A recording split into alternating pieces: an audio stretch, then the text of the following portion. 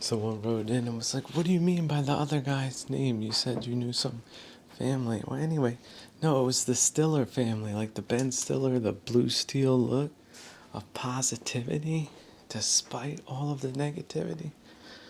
Just overcoming of the comedic moment because it doesn't need to make any sense.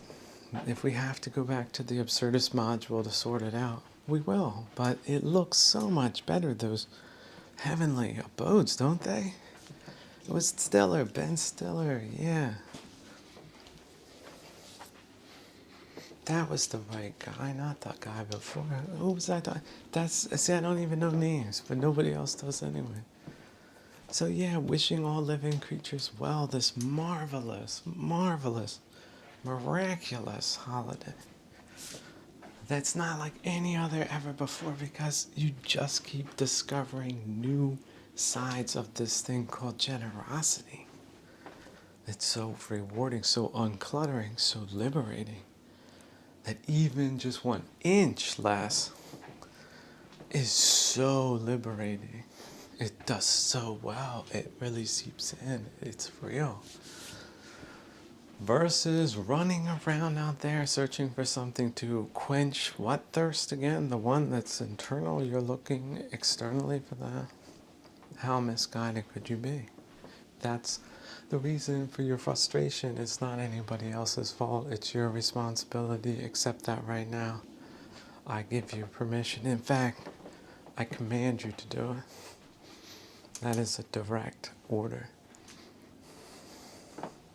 I don't care what your backstory or your variables are. I don't care where you come from. I don't care about your narrative or the narratives they say about you. It's your responsibility. This is real. Take it seriously and put in right effort and right view. Because it's not just phenomenal for you. It is really for everyone that matters. Especially the Kalyana Mitta. Their sacrifice to humanity in my time was beyond all measure. To get the message out about the Kalisas and your responsibility in coming to the middle path. Should you have reached some extremity or another, your variables, your extremities, your method, your responsibility. No excuses. This voice has come to you not by some wide and broad path, but from the very highest heights of the mountains that no one reaches and tells to tell. But you have it presented to you on a silver platter. And would not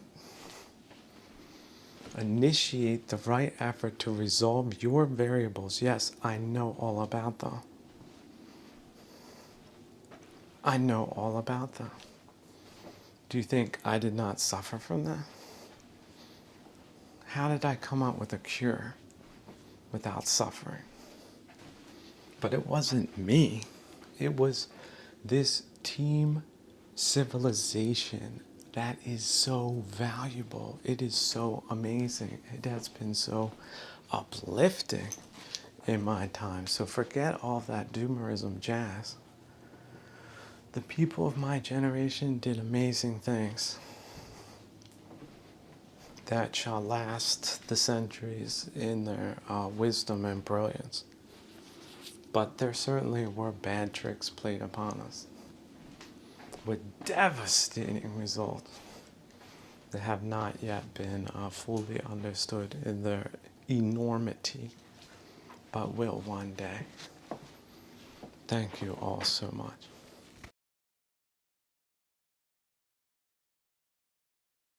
And someone wrote in, was like, well, what's all this talk about selling and selling us a bill of goods? Thank you. Look, sales, if you're doing it to relay to a third party something that is better for them that they haven't quite understood yet, but You're coming at it with new technology, perhaps, that could save them thousands and thousands of hours of downtime. How are you a bad person for bringing him or that person that kind of good news? But you see, the reverse can be done as well. People can sell people on bad ideas.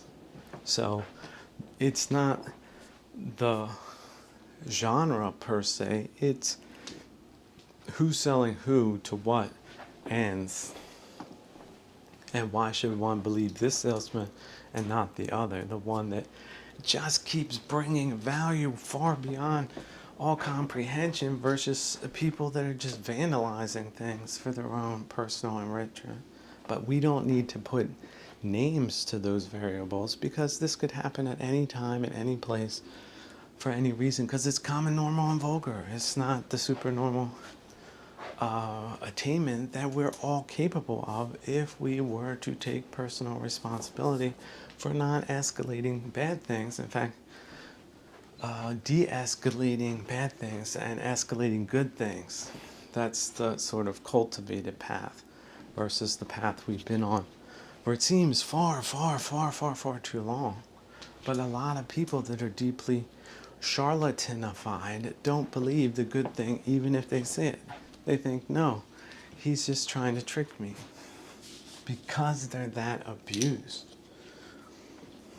And we need to have compassion for these people and try to reach them as compassionately as we can, given the horrendous circumstances under which we have all been terribly abused by, to the point of near lethal genocide in the form of orbs or whatever else, diseases. So God bless you all for carrying on and being normal and healthy and compassionate for us all that might have lost the script for a while, but then refound us somehow. But that doesn't mean we're bad people. But we can carry on with dignity, civility, and respect. And look to the 5 precepts and look to generosity instead of greed, because we were put on the wrong path and austerity doesn't work. So thank you very much. You can also hit that coffee link, but that's really for your generosity. Whether I receive it or not, we don't know. We live in strange times, do we not? I think it's nice to say hell roams, hell no, every once in a while. Just to, maybe 3 times. Some suckers, they need it at least 3. When somebody tell you that 3 times and it's yourself, because you trained yourself to say that, that's really good practice, so that you remain aware and don't go too far and stay to the middle path. This place was meant to test people, just in case you didn't know. And if you remain good despite bad circumstances and changing forms and conditions, well, dear friend, celebrate, rejoice, hallelujah. You just glimpsed one piece of it, and now you can do the whole puzzle yourself, but it's going to take time. But you have as long as you have, don't you?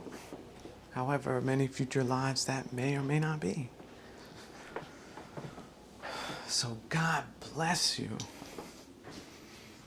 And don't let anyone tell you that not being delusional, i.e. being sane, that there's something wrong with that, because they don't know what they're talking about.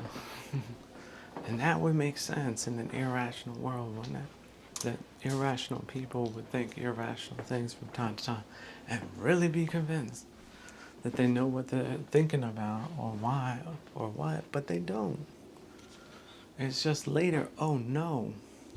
Imagine the shocks different people have experienced at different times. There's historical examples. The shocks they experienced, and imagine being on the bad side of that, like I was deluded, versus, okay, it's a good thing I didn't completely attach to this thing that has just gone away.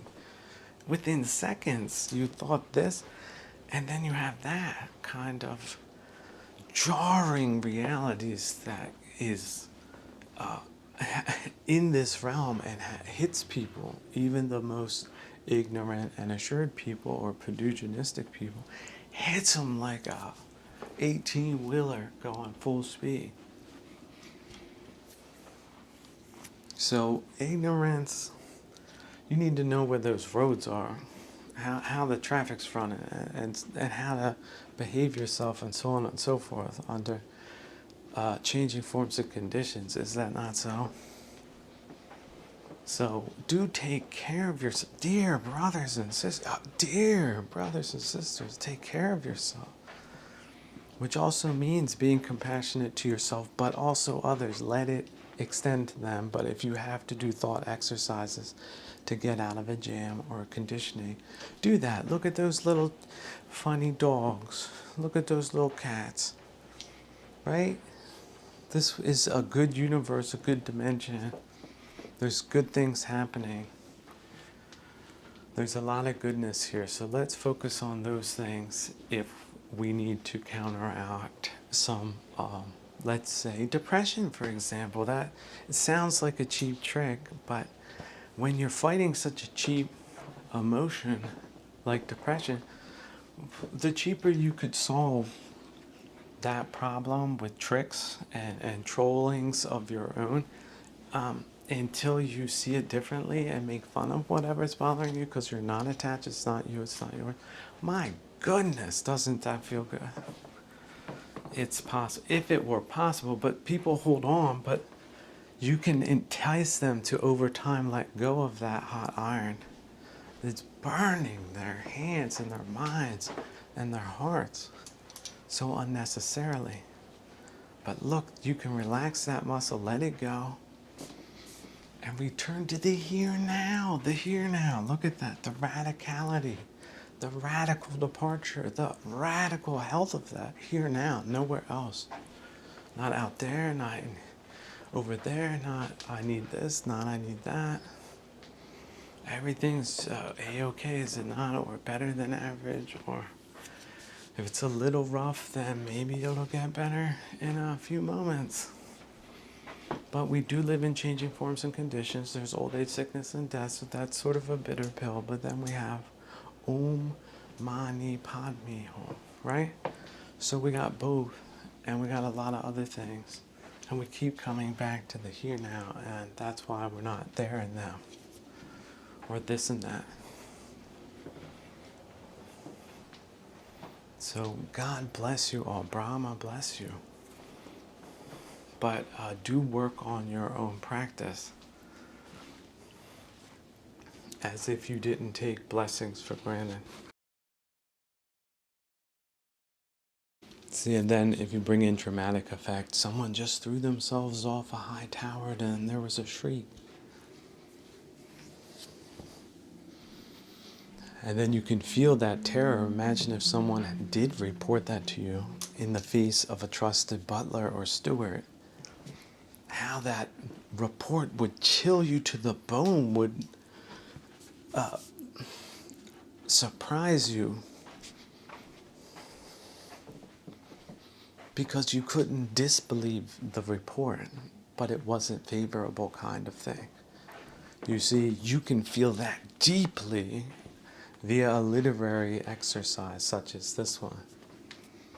And you can gain the wisdom of that insight, but you could also be misled if you misrepresented what was exciting about that experience and what wasn't. If you felt yourself to be attracted, well, that's good for awareness. But oftentimes we are repelled, that's good for awareness. And if we're neutral, that's good for awareness. But see, awareness is aware of the three states. So cultivate awareness and then gain insight. But it really is a practice kind of procedure. You cannot just say, oh, I read this thing and it sounds interesting. If you don't practice this and it doesn't work, and you can't report back the results, well then, what does your theory really mean? Could it be delusional or impotent or uh, meaningless? Oh no. Is that imposter syndrome out there in academia right now? Oh, there's people crashing through the floor. Whole buildings have just fallen out, blown over. There was a wind gust. It was like a mini tornado. It's like, what? The electricity's out. What's going on? Yeah, blow them all away. And bring back some lively stuff that's really authentic and congruent with the better parts of all of our lives and civilization, but not the bad ones. Not overdoing it. You know, the middle path, but that also means not too little, too late. Don't it? So, yeah, think about the practice and awareness. And also, kilesas. I think someone said that they were very grateful that I talked about that, like deeply grateful. Someone you don't know. But you think what I said was somehow a provocation. For what reason? This is the problem with know-it-allism. People that are supposed to know it all but don't. And then they get offended if they hear something new. That has a terrible effect on free and open and advancing cultures versus stymied ones, stamped out ones, gooned ones.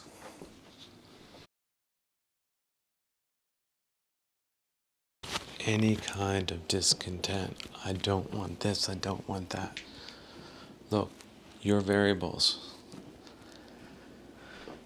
That sense of discontent, right there, you know you're in the realms of kilesas. Now, look, people, certain venerable teachers had said, yeah, they don't like the language of killing the kilesas. Yeah, okay, that's a little bit off-putting, but eliminating them, fading them, disappearing them again and again and again, that is sort of the practice, and that is the condition that one can achieve from time to time based on skillfulness and also skillful architecture and forward planning and patience and compassion and right effort and wisdom and things of those natures, that you put that in the wisdom root. That hum part should also have a Taoist kind of extra put on it so that it's natural, but also very vital. It's tapping into the most vital life force possible to turbocharge the penicillin module. So yeah, you're not killing it directly. You're not interacting with it on an egoic level. You're just eliminating it. And that discontent, not wanting this, not wanting that. I don't want to be sick right now. I don't want to be nervous right now. I don't want to think or make bad projections right now. The weather's going to be terrible next week. I don't want to be there right now. I want to be in the here now right now. Can I do that? Oh, I can. Oh, wow. Look at that optionality. 1/18th, sometimes you hit it. But if you're really training, and it's really not all that difficult, but it can be done. But it seems so difficult if you're not doing it, if you're not in the habit of doing it. But once you do, it's so easy. It's like getting up to work in the morning. Other people would not find how to get to your place of work, but because you may have put in months and years of trying little different things out, the way you get to work, it's so much better. You've tried the other ways. You know why you don't take them, even if it takes you 20, 30 minutes, an hour longer. If you get there the good way, my goodness, it's a breakthrough. It's amazing. So much better. Just these little absurd, not so absurd things that mean so much, mean so very much. They mean everything when you count them all up. It's the best you can do, but don't ever go with that not liking to the point that it takes over your mind. because that is exactly what it will do. It will poison you. You will be vinegar. So if you notice your mind wandering that way, well, then you have to go in the opposite direction as a thought exercise, because everything's training. And that was a training exercise, and now you're training your mind to. Now you know what's in the room. It's the not this, not that kind of guest. It's not doubt. Doubt left. Now this old one came back. But see, you've dealt with that before, but you're not putting up with that nonsense. You know it's bad because that's what it surrounds itself with. That is what it, that not wanting. I just distracted my mind from a wonderful thought because I got back to this not wanting this one particular thing, this one small part of nonsense ultimately, but in all of the world, it's what the monkey mind had in the monkey mind tree. It grabbed that Taurus camera. I can't believe it. I've been training it this long time, and look what it did. Oh no. It's the monkey mind. Just like Space Duke, a monkey mind. That is not just a metaphor that you're just supposed to laugh at times. The monkey mind, it's very wild and pernicious sometimes. Have you ever lived with monkeys? Because people who came up with monkey mind, they came up with it because they know what monkeys are like. The really pernicious ones that will just run through your house kinds of ones that will open your door kinds of ones. Like stealing a camera is a high-tech business. People don't want to give it up, but they run off with it. And then they don't even know how to use the dang things. They think they got something to eat. They're delusional. They can't use a camera, but look, there they are at the top of the tree, swinging it, round and round. That thing cost $55,000. It was a Leica original. And then they just threw it through the air like a stone. They didn't know how valuable that was, but you did. See, not wanting, but that's that monkey mind. Monkey mind will do what it wants to do. And if it decides it's going to find something it doesn't like, that's exactly what it did. That's what you're dealing with. So if you have to activate your absurdist module, do that. But still, it's about moving away from that skillfully, right? And not engaging it too much. It's just what's happened to you in this phase of your life. This day is like this. The other days were very different. Like doubt was everywhere. Now doubt's nowhere. You really don't want this thing. You're very certain about that. But you're not certain about vicarious joy, for example. Somehow you missed that part because you were distracted with those other parts. So it's a daily, it's a minute by minute practice. Don't ever lose sight of that. Don't lose sight of the frame you're in. Don't lose sight of patience. And don't lose sight of optionality. Someone wrote in, can you please talk about American politics again? It's so hilarious. Thank you.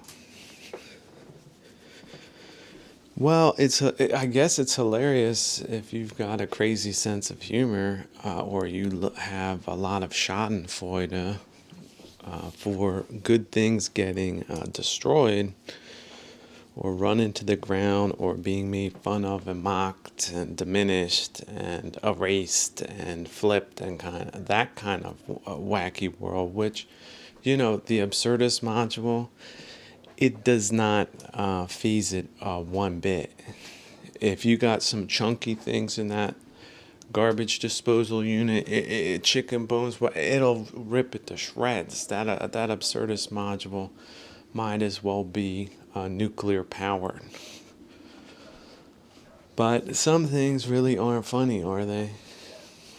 And I guess for historical closure purposes, what one can deduce happened was that essentially from multiple polarities, you had the worst segments of the American political and cultural landscape come together globally. Oh, yeah, let's not forget global interests.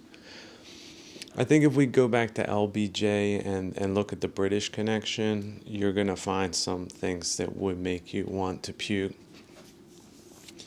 for good reason. But yeah, there was a lot of people that came into the country and then flipped on it.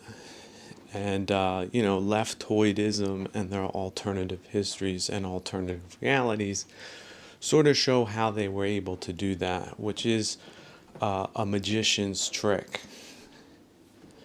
But how would you describe it? Well, I guess you could call it like a hybrid reverse imperialistic model where you're dealing with digiters, bankers, the banking segment, financial markets, Wall Street. They were instrumental in that happening, as well as a flipped political class,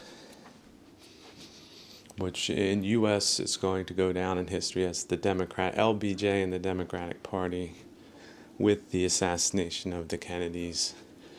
That's the pivotal moment. And then it's a trickle-down effect after that. So everything after that, just slow, diminishing, sabotaging, degrading, misdirecting, flubbing, pocketing, misappropriating, misinterpreting, misdiagnosing, mismanagement, de jure, right? Mismanagement from top to bottom. And then all the good people, the great people, the greatest people on the planet stuck in it the whole time. Year by year. I just read a different report. Homelessness up 18%. Wow, isn't that what kind of index is that? The homelessness index, 18% jump. Wow, we're doing great here, Barney. Look, these damn houses, the whole property market, it's overinflated. These are rent-seeking lobbyist groups that push their way through their little political proxies, get these things done, and everybody gets hyperinflation on top of that. So your rent goes up across the board. Can't even find any ghetto housing because then you need to get into the leftoid political machine, which doesn't cater, right, except to the weirdest of people. Ain't that right? There was recently this hurricane, FEMA people, like, you're not on board with leftoidism? They drive right on by. No assistance for you.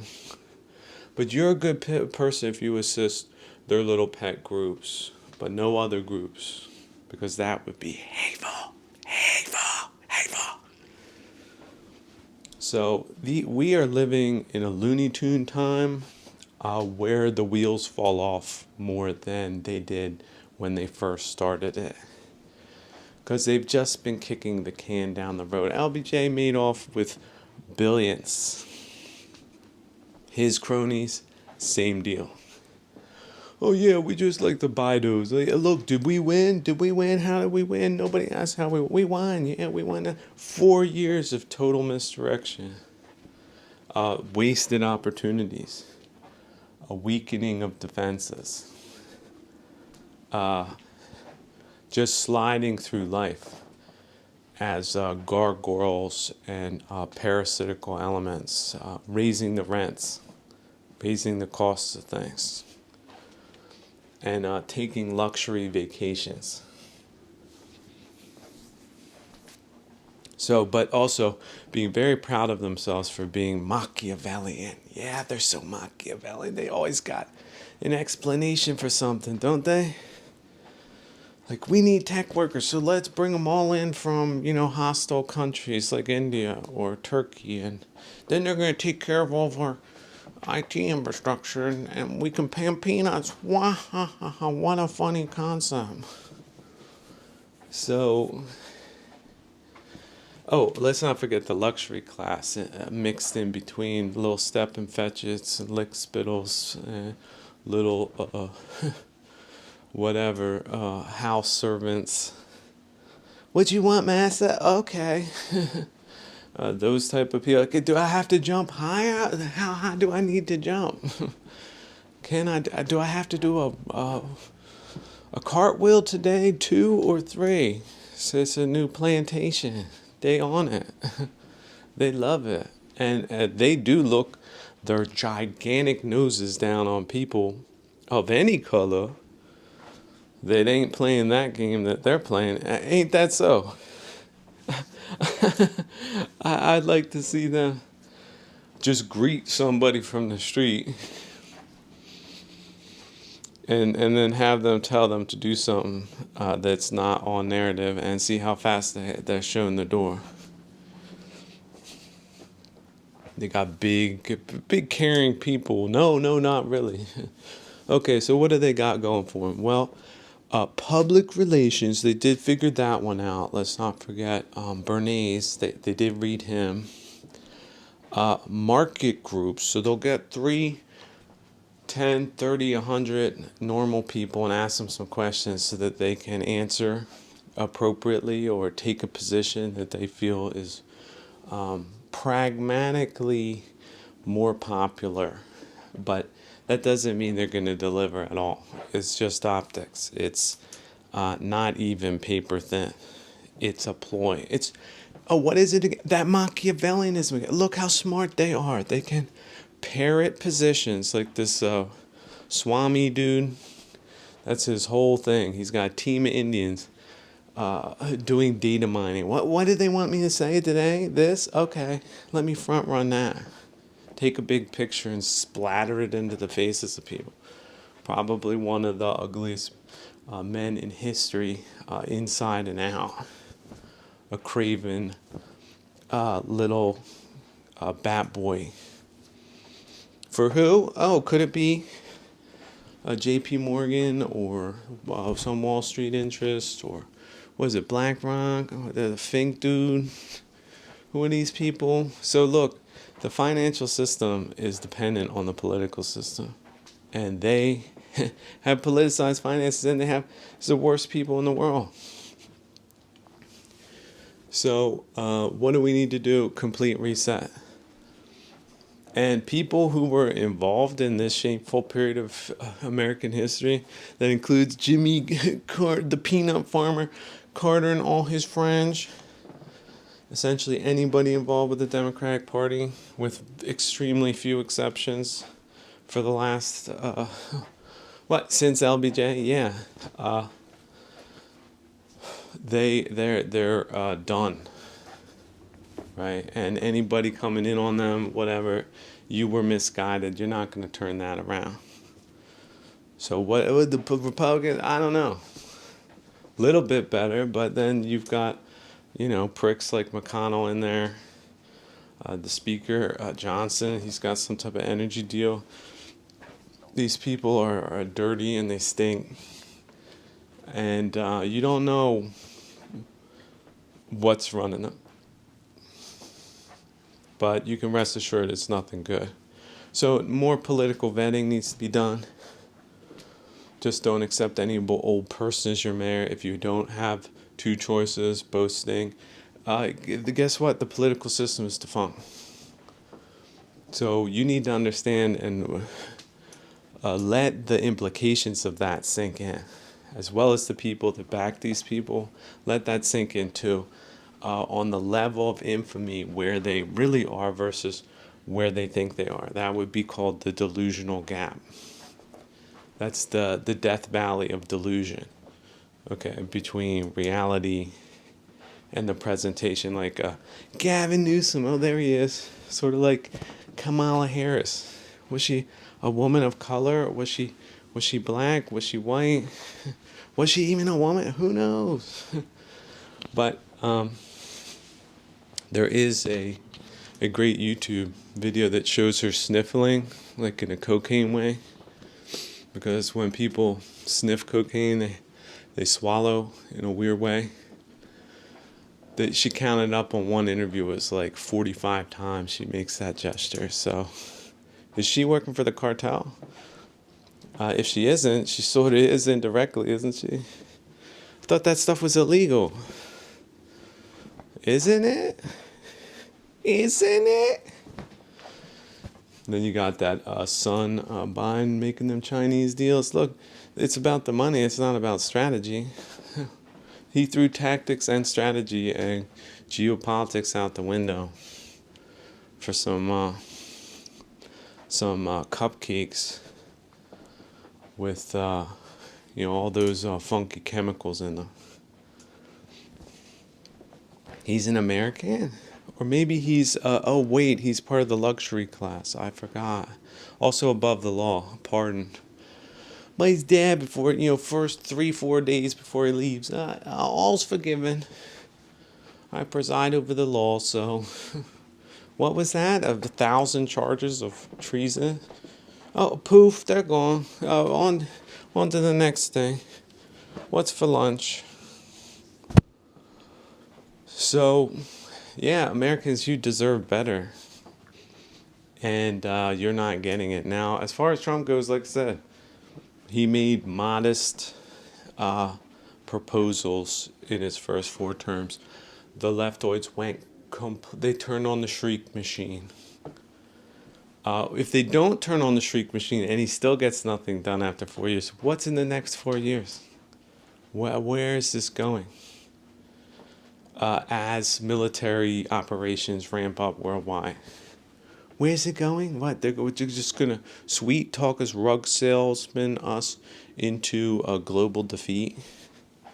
And then this goes, that goes, Panama goes, South America goes, the border goes, the state goes, and we're on that animal farm that we all know. Look, hey, did you give somebody a Christmas present this year? Why not go out and find a version of Amazon Animal Farm that doesn't have some leftoid goober writing the introduction that makes no sense.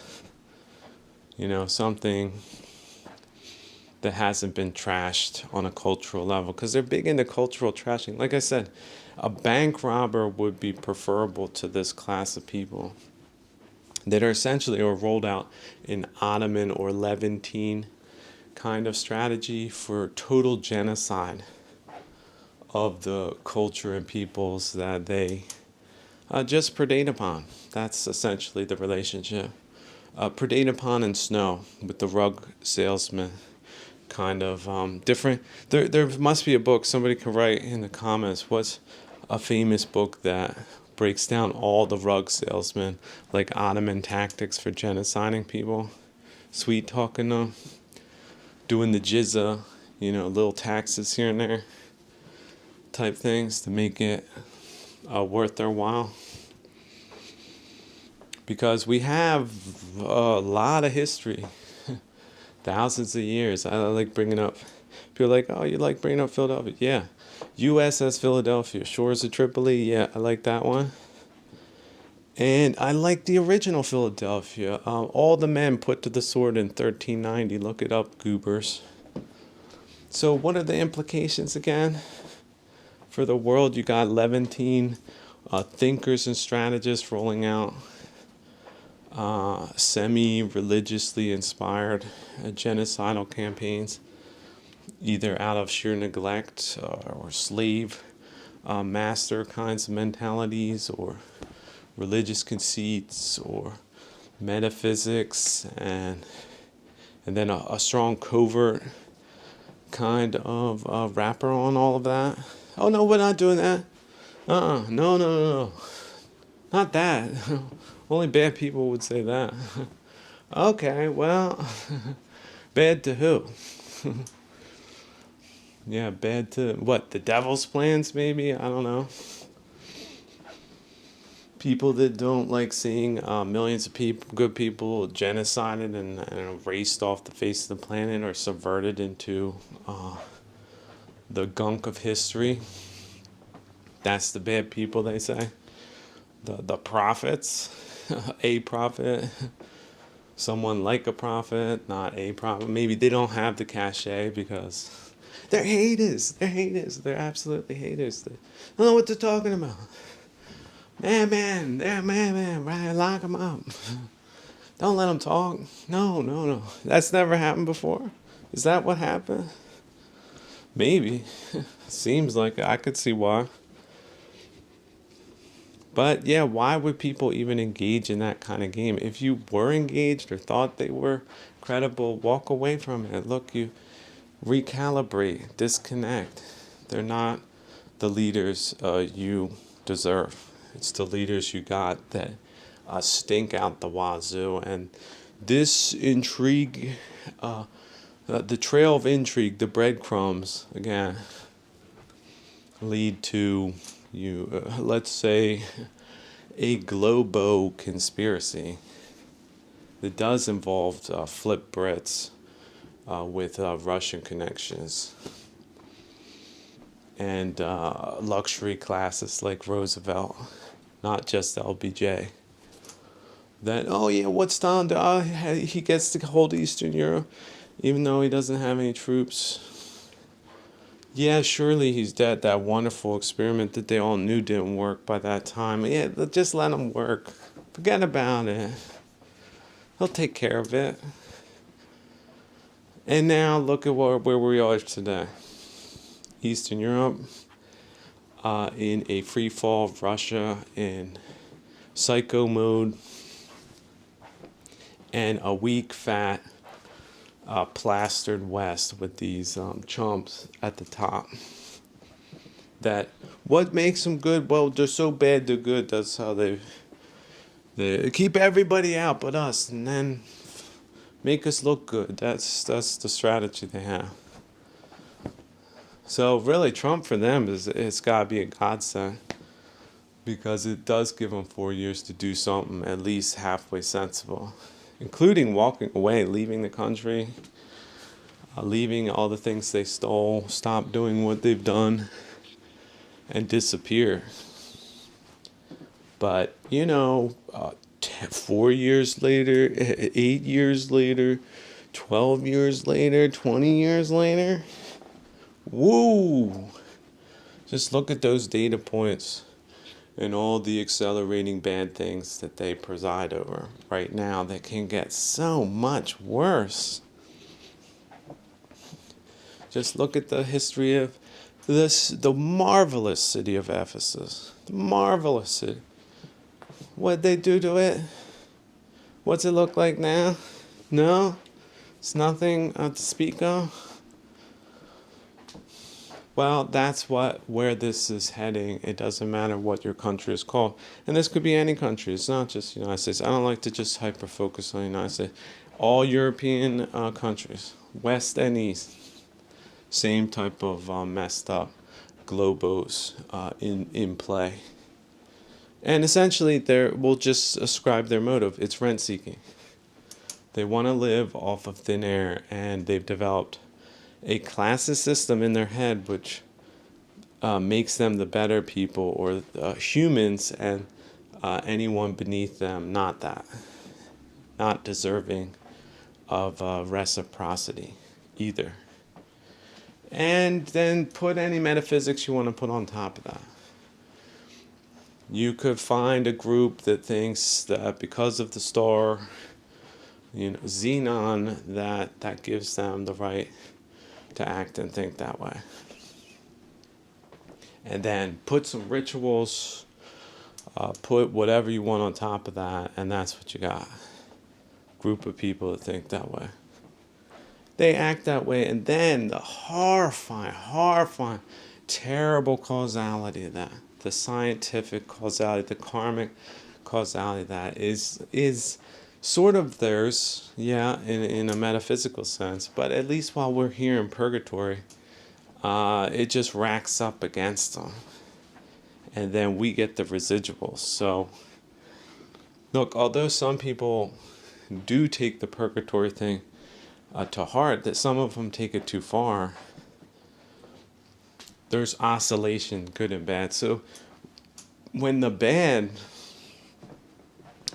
take a hit and they fall like trolls at the county fair into and get a solid dunking for decades and perhaps hundreds of years at a time.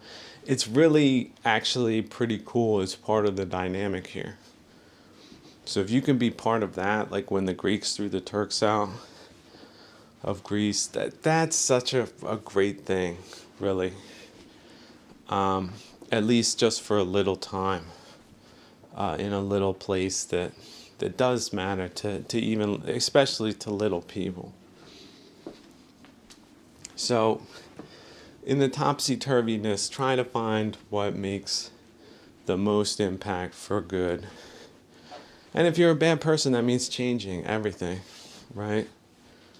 That's that redemption module. But if you're a good person, it's about directionality. Where can I do the most good without causing unnecessary harm to myself or others? Where is that, and how can I do that? And maybe it is worth that. Maybe there is good karma in that. That might not be understood in normal terms. It will not be understood by people with normal ways of thinking, because we know normal. What's normal? If you're 6'2", well, the normal seat in coach in an airplane, how does that feel? You've got a 12-hour flight. How does that feel? How does normal feel for you? You're a genius. You're in these schools spelled SCOOL S's. How does that feel? How does normal feel for you? You're a insightful person. How does normal psychology feel to you?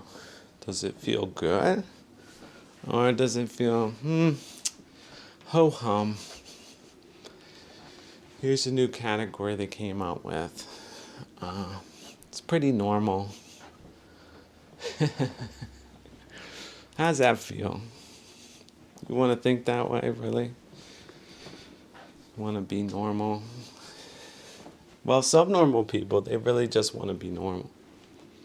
But maybe what they're striving towards isn't the right kind of normal. Maybe a normalization process that has a political component has taken place. So how normal is that? That's subnormal.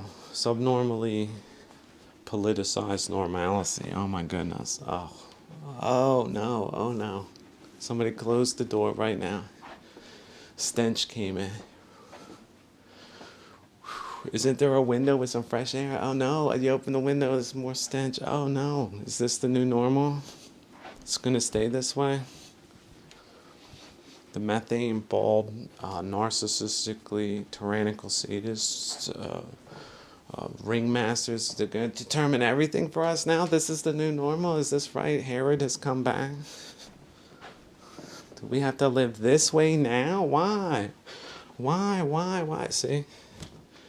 No, but it's not normal to question normalcy. Don't do that. That's why? See, people are saying that right now. It's just like, how do you stop them? But yeah, ask why, and if you can make some moves, do it. Otherwise, that will be your normalcy. Step off the plane. It smells like you entered a sewage treatment facility that broke down 10 years ago. And the whole air is filled with that extremely pungent smell and a lot of fine dust particles, like in most parts of China and India today, who, want to teach us how to run our countries via their fifth divisionists that they employ. So see these people for who they are. What are they connected to? What is the causality? Are they engaged in bad things and just pretending to be in it for everyone else. Well, they need to be exposed and run out on a rail. And you need good people in there, authentic people, trustable people, sensible people. That's what you need. But that's not what you've been getting up until now. So how do you change that process so that it works for all of us? Those are big questions, but they're not as difficult as you might think. And if it means, again, a theater company that's been producing crap consistently for years, just fire them all. Fire the janitor. Burn the building down. Or, well, don't do that, but in a metaphorical sense, change the building, build a new one, and then start from scratch. You don't have to make compromises. Oh, yeah, no, make compromise. Forget about it. You lost it. You lost the way. How many theaters were there in the original Philadelphia where all the men were put to sword in 1390? See, you didn't know. So they do the same thing to the next Philadelphia, or trying to. Of course they have, or are doing that. That's what they did. That's what's behind it. That's what was behind it. What is behind it now? Hasn't changed. There's no new leadership to just turn that ship around. So who's responsible? Who's claiming to be humanitarians in this time? Who's going to take credit for that? The peanut farmer from Georgia? Such a soft touch. That guy, he's going to take the fall for all of that? Or is it a couple of more people, maybe the ones still there, presiding over such a monstrosity and pissing in people's faces that it's not that? Is that what happened in 2024? The most reprehensible year that has ever been recorded in modern times? Couldn't be. They were so convinced of themselves. They were so convinced. They were so sure that they were the best thing since bubble gum.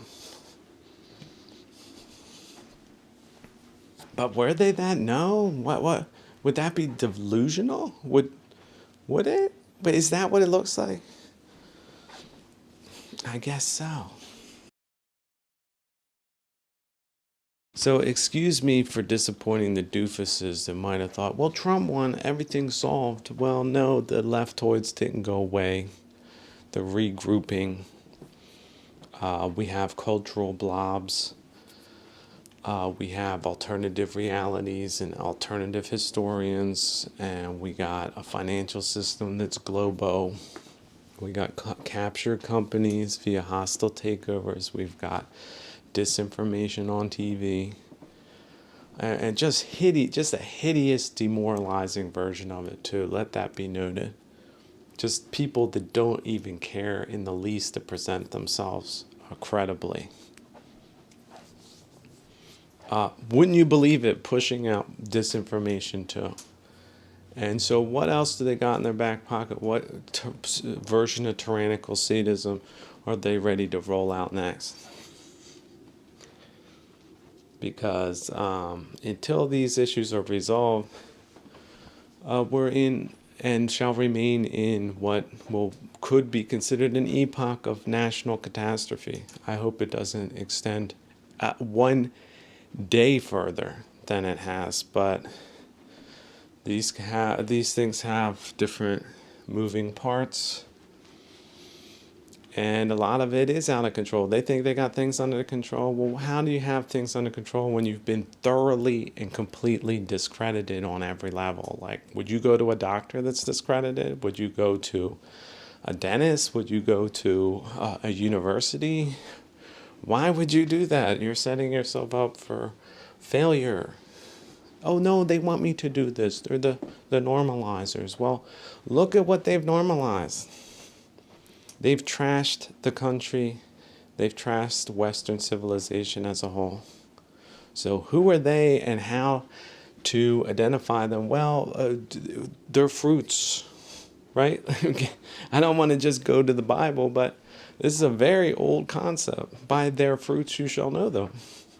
They produce trash, they say lies, they cause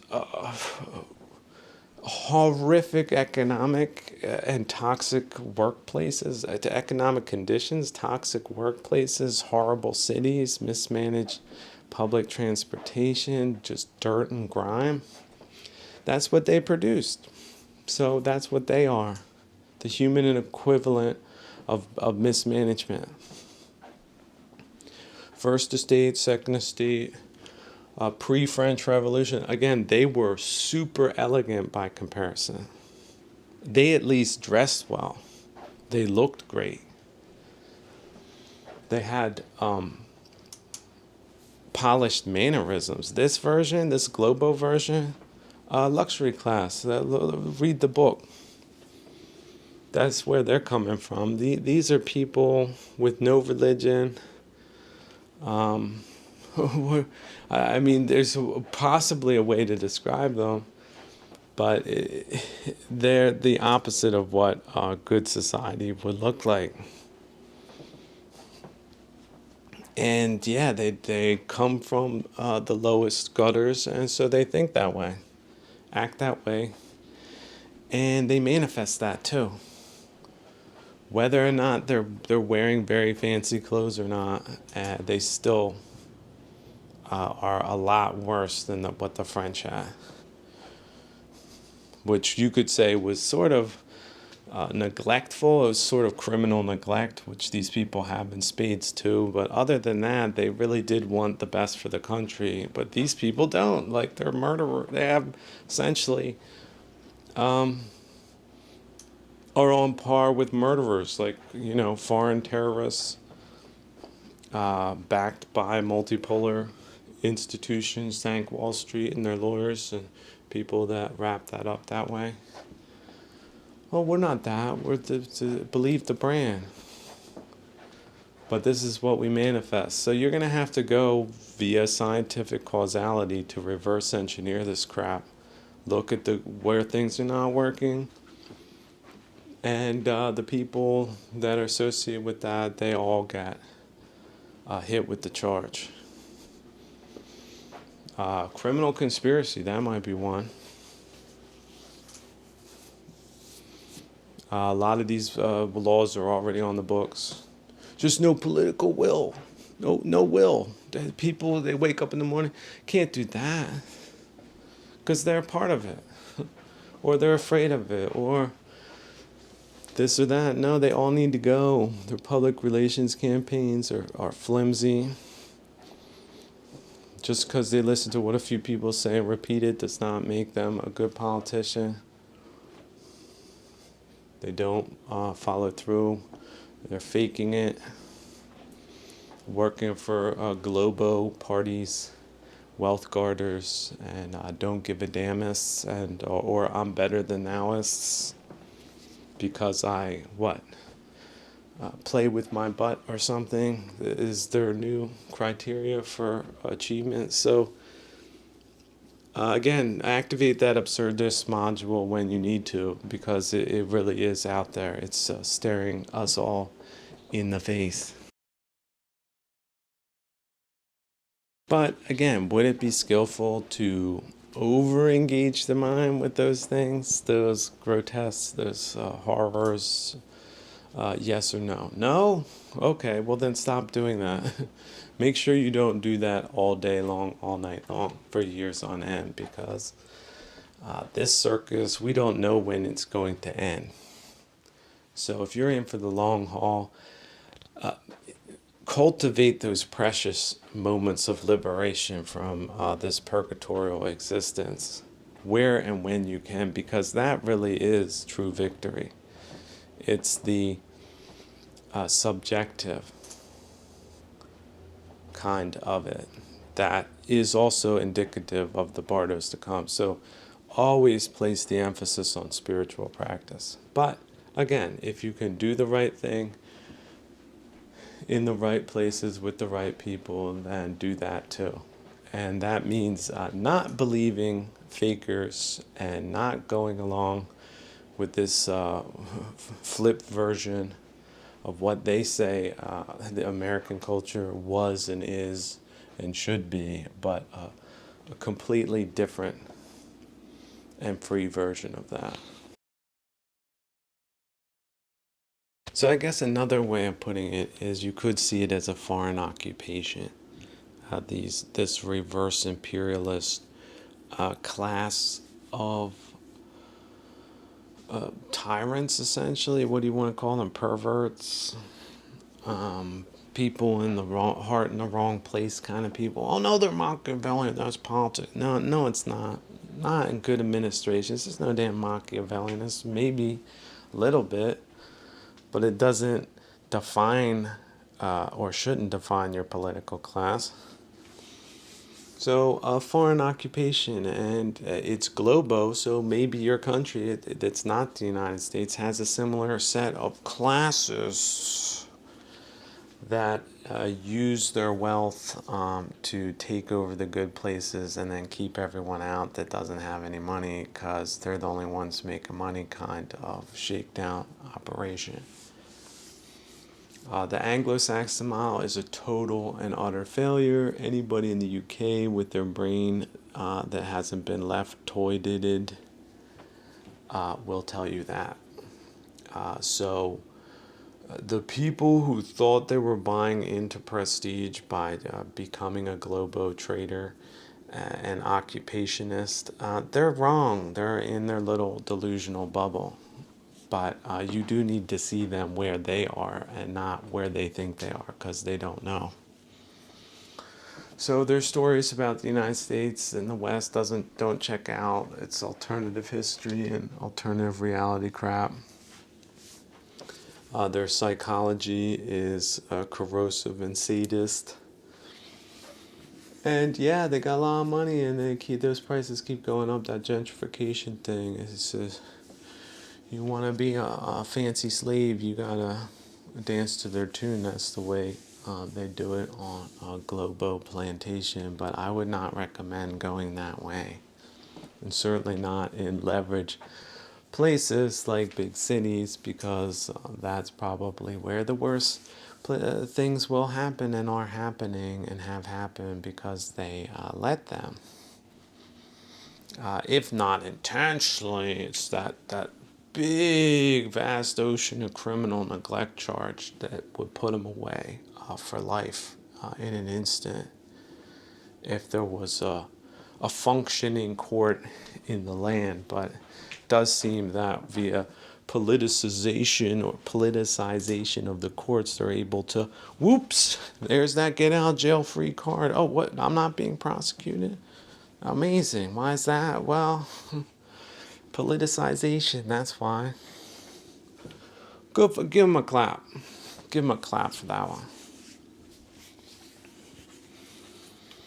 They're clapping for themselves, like looking in the mirror and clapping. Somebody make a comedy routine out of that.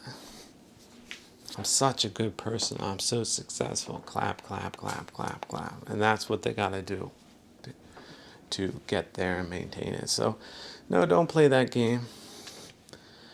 They rigged it, and that's what they are, and that's how they're going to go down in history as, no matter how spectacular their covertness is at this time. And their bungling of C-19, that's a big part of their plan. Rolled that one out. Where it comes out, yeah, the Hunter Biden laptop plus them denying that it was a lab leak from Wuhan, the whole governmental department's paid for by the American taxpayer, working day and night to essentially create bubbles of disinformation about issues affecting national security on a fundamental level for an entire length of an administration. So sending also politicized police on goose chases against people they don't like, their opposition. Who are they? Okay, put the screws to them. That's what essentially they did. So these last 4 years have been terrible. A lot of the blob is still completely and utterly unaffected and will continue to carry on working against the American people at this time. But of course, let's see. Trump has the chance to take them all out. Will he? Why won't he if he won't? And if he won't, who else will? Have 100 guys sign up for that job and then put them to work. And let's see what they do. And if they get wiped out, another 100, and so on and so forth, because that is what we're looking at. They're not going to change things back the right way. They're the ones who put us on this track to total annihilation. Their culture, their cronies, their network, their class or classes that work with the globals. So, yeah, this is a transformational time. It's not the time anybody wanted. It's just the one we got, but don't be delusional about it. That's key. And appreciate those precious moments of peace and tranquility should you be able to experience them despite all of these mishaps and whoopee cushions of a socio-political, economic, and psychological nature. Please do put the focus there and not on these devilish things. A young practitioner came to me and said, old master, that body bag, the punching bag, it's all gone.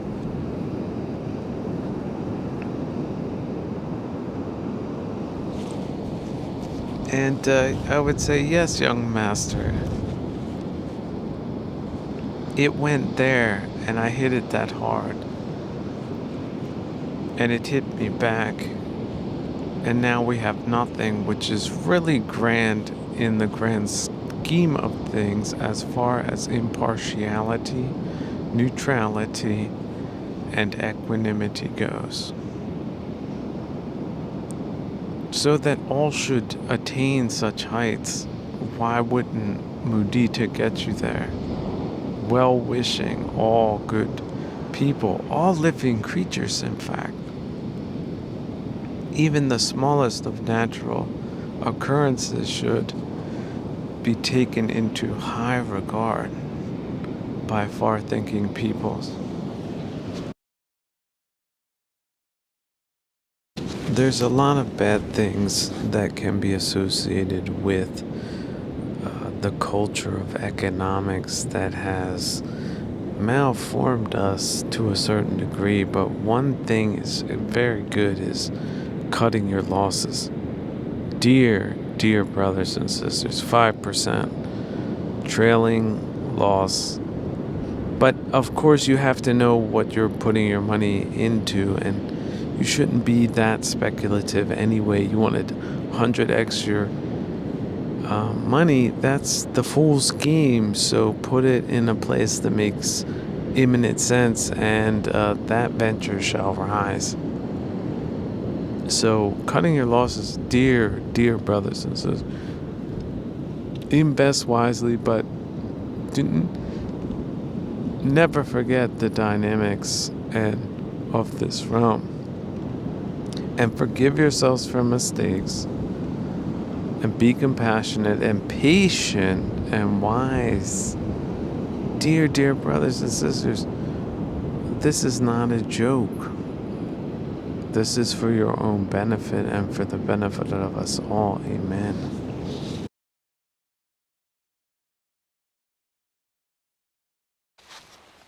Vertical climb. Returning to the practice for a second.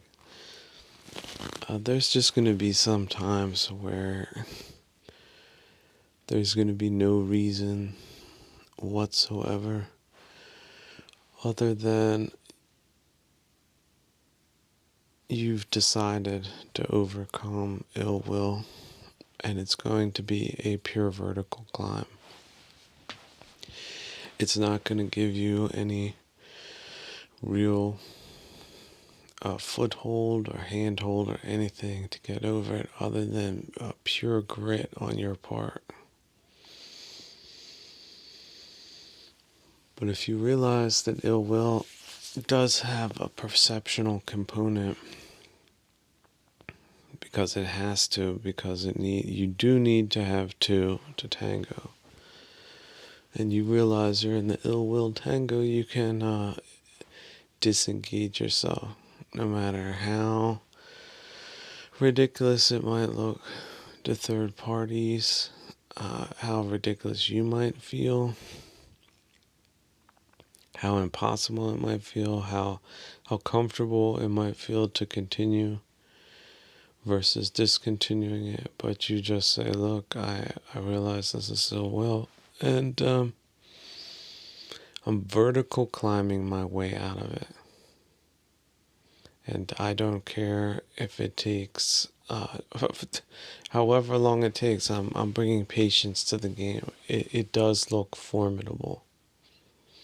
It does look daunting. It does feel like the wall is trying to push you off the cliff, the sheer rock face that some aspects of ill will might have embedded within you. But that's just the task at hand. That's the vertigo that one might feel. And yet if we take the perspective that, yeah, we might be in purgatory, we are in a bardo, and it's about losing that ill will, leaving it behind, and moving upwards, straight upwards, which is certainly not normal by any means. That's a super normal kind of activity. And also super normal situations. See, some people were like, well, the super normal thing sounds like it's a conceit or an arrogance. No, no, no, no. Super normal is outside the normal. Now, one would think it's better than normal. From my perspective now, a vertical climb out of ill will is a good situation to be in. But it's not a good feeling per se. It's not a comfortable position to be in. See, I think that's where Padujas get their wires crossed, is they think, well, you're sitting high and mighty and fat and happy with these things, and that's where the conceit comes in. Well, no, it's not that at all. If you're on a sheer rock face of ill will, that is a super normal situation if you have the right perspective, the right attitude, the right patience, the right wisdom, and the right generosity for yourself to climb your way out of it with right view and not leave yourself there. And dedicatedly do that. That's super normal, but you really do have to wrap your mind around that, like the new way of looking at things, for it to be super normal, which means it doesn't necessarily, it didn't start off that way. Some people would say that's a subnormal position to start from. Yeah, that's sort of, you could see it that way too.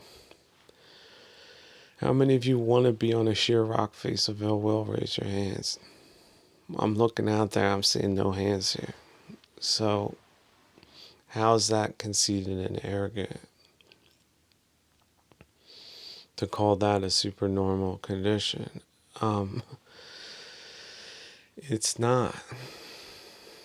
But for someone who has been practicing like an alpinist every damn my moment, although we're not going to call it damn my moment, every wonderful my moment, with that, the dedication that an alpinist brings to his climbs we bring to the practice, then yeah, we make it super normal. Even if it does mean a vertical climb out of ill will, just because we know what direction to go into. We're not. It would be easier to descend, at least in a delusional or illusory way, because we feel more comfortable descending into it. That would be normal and common and vulgar. That's what most people do, because their down is up. They feel up is down, down is up. Down means it's more comfortable to climb again down and in instead of up and out. So those are the supernormal aspects of what you could think of as a super or a subnormal situation. Yeah, being on a sheer rock face, some people that they clam up. They don't look down. They start shivering furiously, and that their whole mind starts reeling and thinking about what ifs. What if I lost my grip? What if that wind picks up? What if a storm sets in? And on and on and on. And then they make it much more terrifying, and then they cannot even control their breath. There's their heart. It feels like their heart's going to throw them off the wall.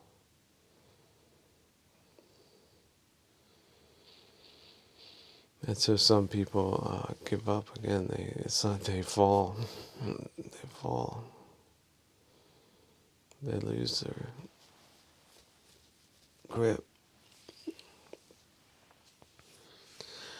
But the alpinist that's been through these things, they know that there might also be a psychological component. They might have to calm down first before they ascend. They might have to give the three-brained creature a little bit of patience and a little bit of compassion before it can go forward with a supernormal diligence and effort, because these things can only happen sequentially for there to be a successful outcome, and not the other way around.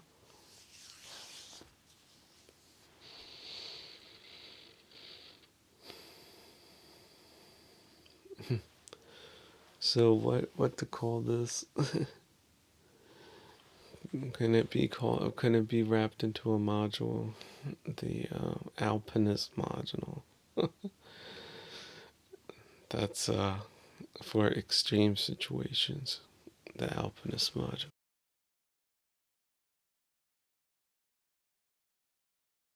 Someone wrote in and asked, "Is there someone else you admire?" Thank you. Yeah, I'm gonna have to say Hermann Hesse at this point. I do think that if we look at him and the suffering that he went through, especially epochally, from the standpoint of epoch, that we can see that is the fuel he used for transformation, and what a large amount of fuel it must have been. Just try to imagine all the suffering he was privy to, and yet he used it as an energy, almost like a nuclear reactor,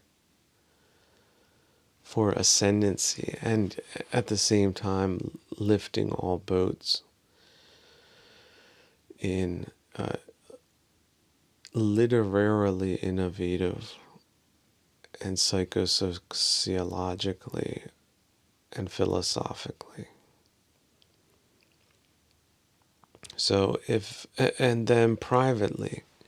Now, of course, not everything ran swimmingly for him on the private level either, but he didn't make things worse, did he? He tried to mitigate his internal situations as well as external situations, and yet they were far from ideal, were they not? So I do believe he really is and was a good example for us all. And however terrible, utterly terrible and disappointing your epoch might be, do understand that his epoch was devastatingly disappointing. That there's no question about that. And that he did manage to transmute it into medicinal forms of thinking and acting. And so you could call the Alpinist module the Hesse module.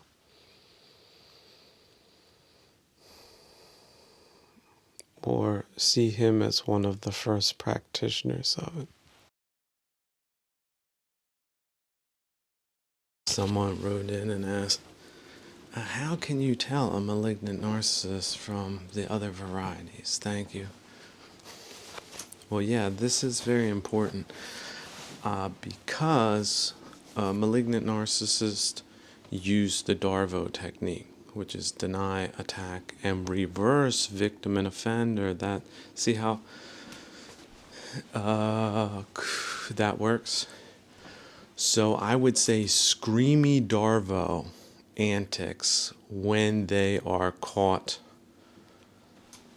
doing something that a good person wouldn't do, that they engage in screamy Darvo. So let's just call that SD.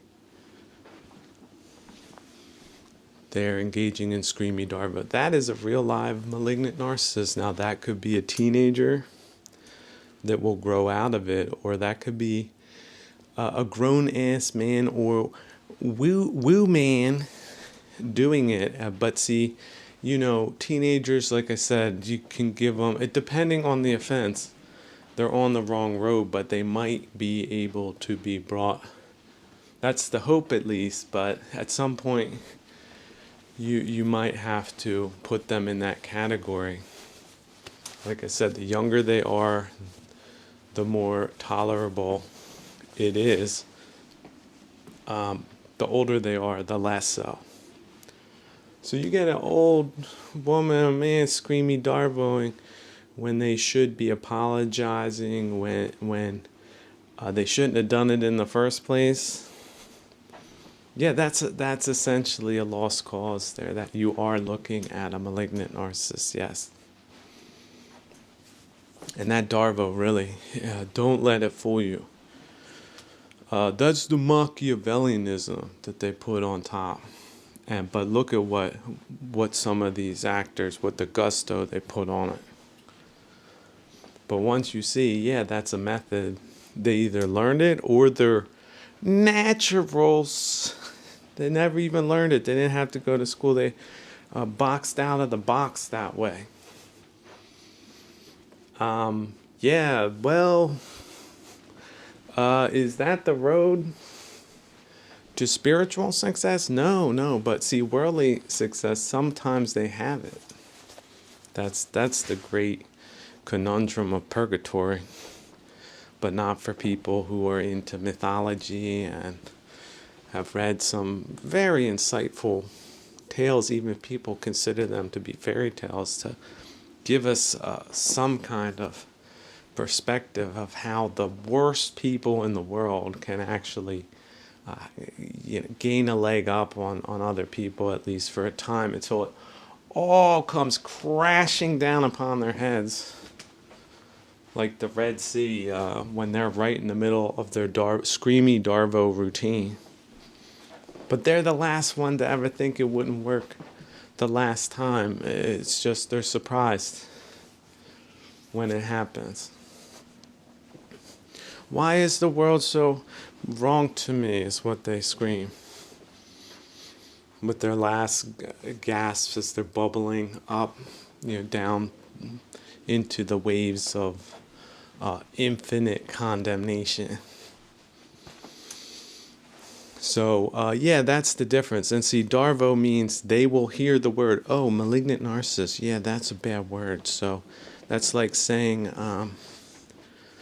a ninny wolf or something. So this is the new ninny wolf or ninny muff is term. Oh, I'm going to use that because it sounds really clever and psychological and damning, because only smarty pants people use it. So obviously people using smarty pants words or smarty pantses, or even if they don't think I'm a smarty pants, I'm discrediting the real smarty pants, because this thing gets them dead to rights. So Darvo means they flip. So, oh, you're going to call me that? No, I'm going to call you that. I'm going to call anybody I can call that. And if there's dummies in the room, they might believe me. That's deny, attack. See, that's part of the attack and flip. But once you've seen it 100 times, like in a judo studio, and you've learned 5 different counters, such as, well, this person we got a positive ID here. It's like that C19 test. Whoop, whoop, whoop. It is a plus, not a minus. We got a screamy, what was it?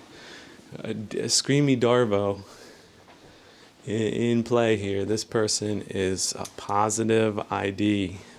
Whoop, whoop, whoop. That's what you're dealing with. So there's methods you might have to look up into that, but it doesn't usually mean doubling down on ventures with them. Now, for the people that are stuck in familiar relationships with people like that, I understand it's very difficult. Or people that got into relationships didn't realize it. It's very difficult. But attachments are very difficult, and some fantasies and fairy tales are very difficult. Delusions are very difficult. All the hindrances are very difficult. But detachment, it's not so difficult once you get into the good practice of doing that. With a whole lot of other things, not just them, because they're certainly not the center of attention they would like to be. Are they? With SD in play? Once you've seen that act once, how many different variations of that do you need to see to realize there's nothing entertaining about it? It's very disturbing. It's very tragic. It's very off-putting. It's very annoying. It's very aggravating. But that's the extent of it. That's not a theater you want to be in or around. Or if there is drama in the world that might be uplifting, it isn't that kind of drama. So don't confuse those two either. Drama is not drama. There's good drama, and then there's that SD, screamy Darvoism. So that's how you know. And again, don't take people, if the person doesn't really know that that's what it is and they're doing that, then you're dealing with a double wrapped version of the thing. But yeah, don't use these words just like you would any old word, or make accusations just based on hobby psychology. Don't do that. Don't be foolish, but just take some baby steps and realize there's parts of human psychology that aren't all that good, but can play a significantly malign influence socially, economically, politically, and of course psychologically. It just doesn't stay in that neat little box. These scream SDs. How many SD? What are the STD, like the SD index? That would be funny. SDism is on the rise at this time. during the holidays, it goes down and then it goes up. We could just maybe quantify it by how many phones are shaky, like the sweat index, like people screaming in the phones, and then the index, SDism is on the rise. The leading city, New York City, of SDism has broken a new high this season. What's happening? There's been an outbreak. It's a plague. It's a biblical plague. It's the locusts of the mind. It's been an outbreak. Hide yourselves. Close the windows. Make sure you got enough water. Fill the bathtub. We don't know when this is going to be over. And so on and so forth. That would be really useful, versus like ozone index, although some people, it depends on where you are. But that index, wow, that would, imagine if it was down to the local level, like the neighborhoods, the buildings, or your personal social circle. How much more relevant that'd be to you. But yeah, a lot of these things are karmic. So yeah, if you've been dealt a very poor hand, some people aren't holding even a pair of deuces, but they're millionaires and so on and so forth. In this regard, they're very poor. They have a very toxic environment, community, group, and so they should be compassionate for themselves. If they aren't that, if they can recognize it, if they can distance themselves from it, then they should do that. There's nothing that the compassionate principle would say, no, that you can't do that. That the compassionate principle says, oh yes, you can and you should do that. So those right now that are feeling that sense of deep horror and dread because they know how close these things are to them, or maybe they engaged in it and now feel really, really bad about that. That the compassion module, that will work for you, but you have to allow it to work for you. So you can't have the efficacy of the compassionate module if you don't allow it to work for yourself. If that makes any sense. Some people are like, no, I can't admit it. Shadoic block. No, that's not me. When it happened to me and I did that, it really was important. See, Shadoic block. They can't confront the reality of it. And thereby, that compassionate module just stays, they hit the button, it doesn't light up. It doesn't even trickle work in the background. Like sometimes it's a low flicker, but even that's better than nothing. But it's not fully engaged because of the Shadoic blocks, which are egoic blocks, which means they gotta use like a pendulum, right? No self, fade self, and compassion practice. Om Mani Padme Hum. They didn't say it 5,000 times yet. But if they do, then look, it's just flimmering. Like you thought, oh, this is out, but then you looked, it was blinking. You said, wow, look, I thought it was dead, but it's coming back to life. And that whole time it was doing that, where it was just really on the brink, it really was working. It was working drop by drop. That stuff is very precious. Yeah, it's very impactful. But sometimes it's a lot slower than we would like. We would like everything all at once, immediately. That's not the way it works. Shadoic blocks, they're pernicious. They're karmic too. Oh yeah. They're karmic. So that means your debt has to be paid. There's no shortcut in a lot of ways. That suffering, you might think, no, it's not. It shouldn't be this way. It shouldn't be this hard. But something else, the rules of the universe, the subjective rules of the universe, they don't think that you've suffered enough.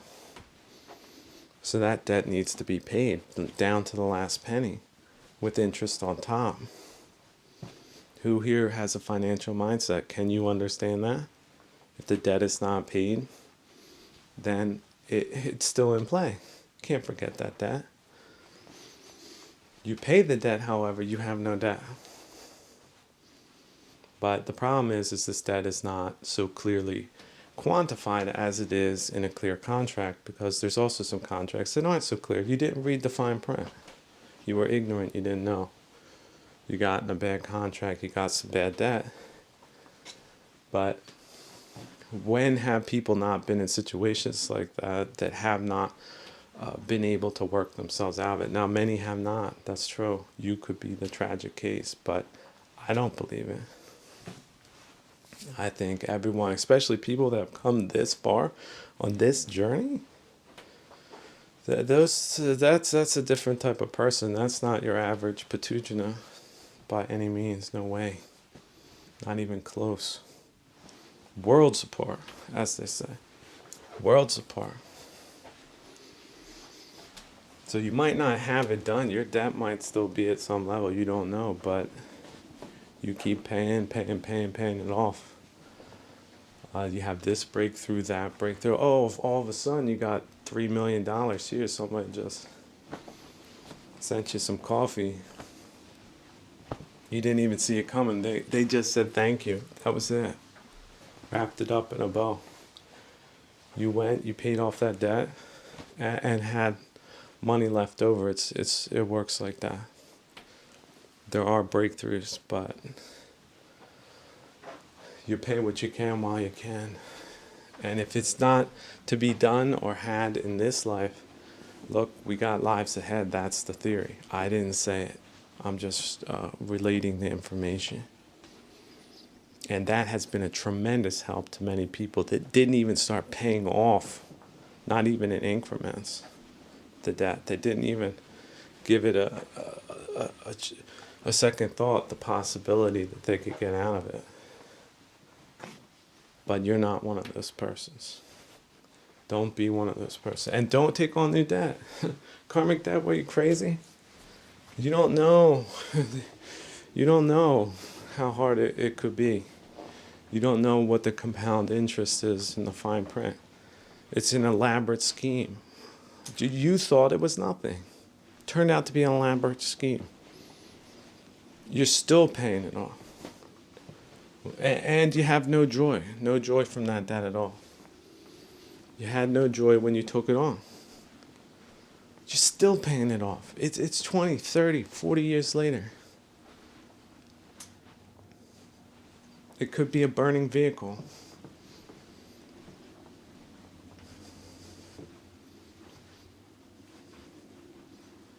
It could be a car crash. It could be fill in your variables. It is that thing, isn't it? But it's just that thing, okay? Don't accrue more debt and pay off the debt that you have.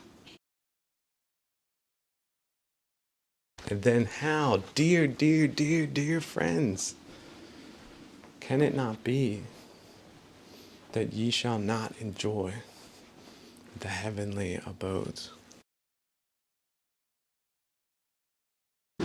Staring out across the ocean practice. I heard someone walk by and say, look, he's just staring at nothing. And I was thinking to myself, am I really staring at nothing? Is this nothing? If this is nothing, well, there's a lot of nothing at this place on the horizon, but not always. It's a subtle kind of thing. Like when those humpback whales are just jumping out of the water and back rolling and dolphins, and yeah, that's sort of a highlight or an event, but that whole lot of nothing does a whole lot of good, doesn't it? So there you go, in the ocean, there's a whole lot of nothing to see. And what is that on the horizon? Is that an aggravating thought that was once bothering you? Look how far out It is. It isn't even there. Wait a second. Is someone standing there? What? Wait. Let me look closer. No, it's a post. Here I was. I was annoyed at someone standing in my vicinity. It turned out to be a post. Isn't that a laugh? But then let's look at that closer. Why would I be annoyed? Like, where's that annoyance coming from? Is that being applied to everything? Why is it being applied to everything, even a post? Why? Is that a conditioning? Does that have an external force, or is that an internal force? If it's internal force, but it's not me and mine, it's just a delusion, well, combined with ill will, then we can see how these things can be misapplied. Just like labels can be misapplied to things. This is a bad thing, this is a good thing, but maybe it's not that. This is the three-brained creature, the human being, how things can go. But getting back to this big ball of nothing, the holy planet of purgatory, staring out at the ocean's not the most unwholesome practice, especially when you're confronted with these cosmic universalities or cosmic universals that are undeniable. 70% or more of the entire surface of the earth, which is really, really, really big, beyond all human comprehension, really. I mean, you can look at the numbers, but as far as experienced reality, your understanding of the earth is quite minuscule compared to the reality of it.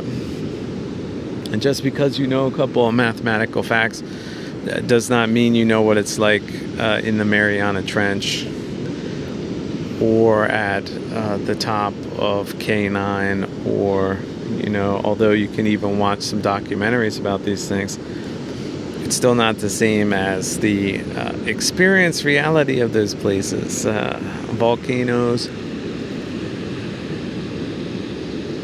thunderstorms, earthquakes, you name it. This place is full of changing forms and conditions, isn't it? Yesterday there was a storm. The waves there were very violent. Now the storm's moving out. They're becoming less so. Why is that not considered to be significant or important, but other facts are? Somebody took a photo of their butt and posted it. Whoa, that takes precedence over this.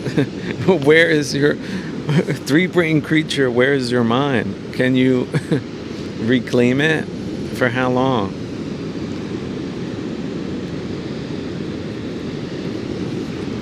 So, yeah, we're mammalians. We're very close to penguins in a way. Just walking around, moving around. Will I catch a fish today? Why is this flipper not working properly? Are my feet cold? Like around and around samsaric trash thinking. Baseline mammalian thinking. What is important again? What do you think is important? Maybe it's not. Did you ever think of that? And now, can you really live in that reality where it's not important? Why do you have to be important? Why are things important? Why do you make things important that are not important? Ocean staring practice. The ocean staring module. Or you can apply it to any moving body of water, but this is sort of the top end of that practice. And you got all day. Make sure you bring some sunscreen. Don't damage yourself. Check your eyewear. Maybe wear a hat or bring an umbrella, a parasol, to mimic some of the old masters, who was known for his parasol. That was the thing. Before they built the statues, which again, many of them are imperfectly or historically inaccurate or misleading, because he was of the Scythians, the Greeks knew what they looked like. Many other people did not. And so these statues are somewhat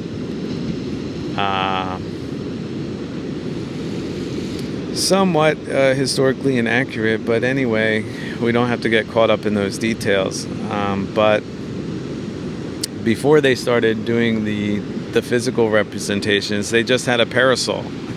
Because if he was traveling around with that parasol, which is an oversized umbrella, an Indian umbrella apparently, that was sort of a sign of the Buddha. He was traveling. But he was traveling in a way that was skillful.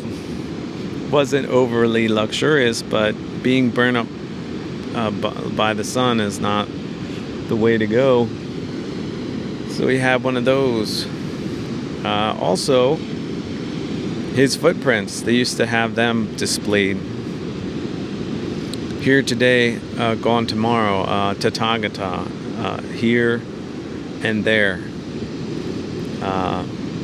The traveling man, the not quite here, not quite there kind of figure. Yeah, his footprints. Some people, in fact, there's a rumor that there was a time detective trying to track him down, but he would just get close enough to the footprints, and then he would pour this formula. It's like some kind of silicate that then hardened the footprints so that he could make comparisons. But then people found these things later, and they started to venerate those as signs of his presence.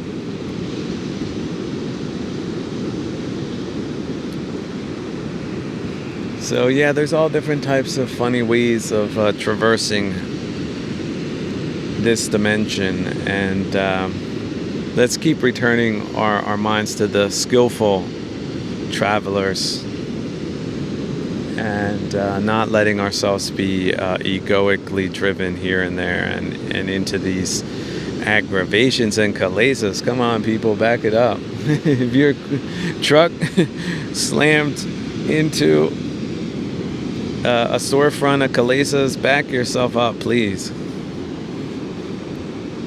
That's not the way to go. Drive more carefully next time. Or just stop driving around. Sit down and practice. Get yourself to the ocean and bring some time with you.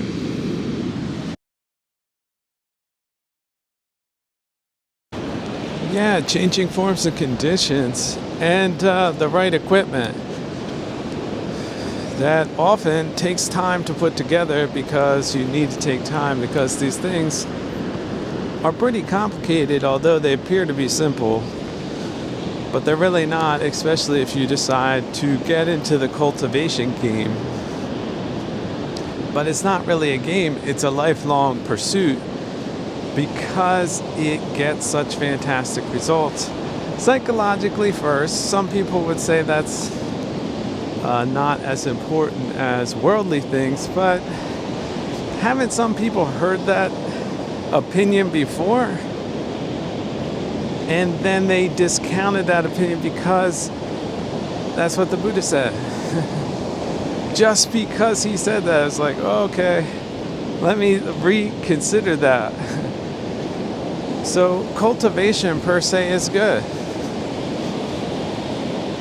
You can cultivate diplomacy. Like, you might have made some major mistakes starting off early, but then you course corrected over time, and nobody remembers the people that you offended anyway, because they don't even remember, because maybe it wasn't even an offense. What was it? Were the police called? What? Nothing happened. Few words were spoken, egos were bruised, expectations were dashed, and so on and so forth. Your variables, why are they so important? Are they more important than St. Francis's variables? Ask yourself that. You Italian? You're just going to say that? just saw those statues but didn't know the man, the legend, the real living kind of experience.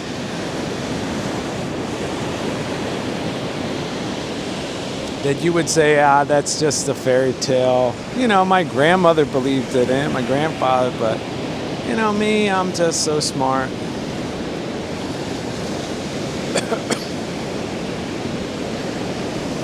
Look, that's not to say they have all the answers, but you know, just a few heroic kind of legendary personalities, they really can light the way in dark times amongst all peoples at all times, which is why it is so prized by good people and people who want to be better, that might not be good today. Certainly were not good yesterday. But maybe today, right here, right now, at least by learning from mistakes, one can improve. Is that not cultivation? Who cannot benefit from that?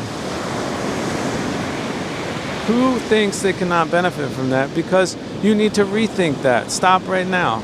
Rethink that. Stop real slow. Question that. That's where, see, doubt should come in and help you. But not too much doubt, but not too little. Somebody told you something and then you have problems because of that. It might not be that they're bad people, but they might have had bad information.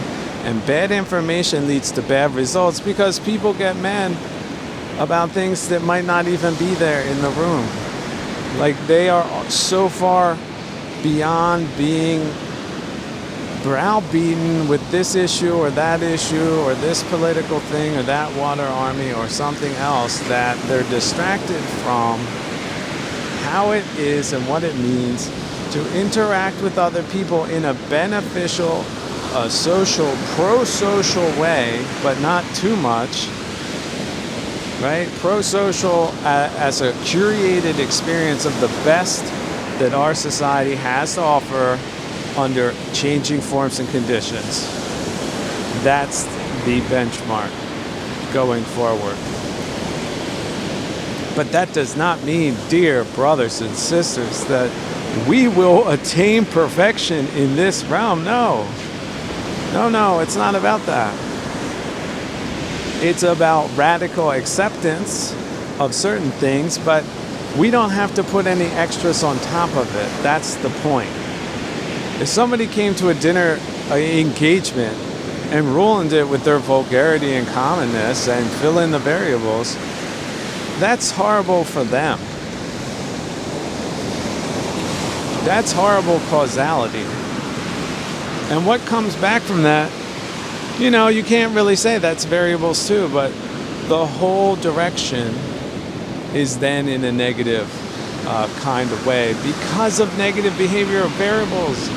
Dear brothers and sisters, do not personalize these things at all. Depersonalize them. They're not you, they're not yours. You have ill will, give it up.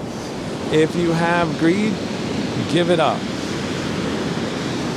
If you have want and desire and attraction and I have to have this and I'll do anything to get it kind of thinking, no.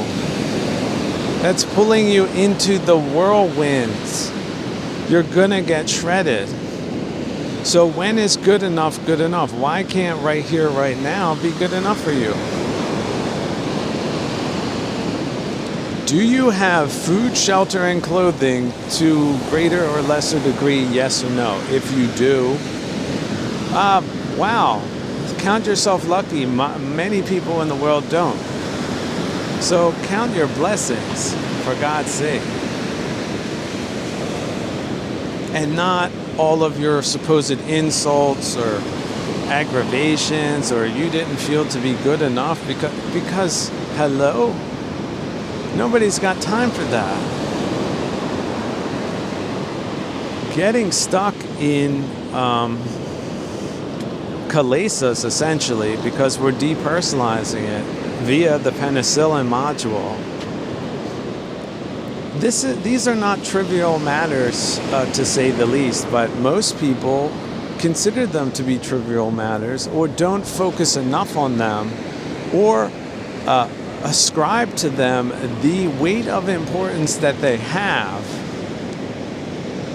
but for some reason are neglecting those things while putting their focus on a bunch of hot nonsense every once in a while. But those things shouldn't happen in the first place.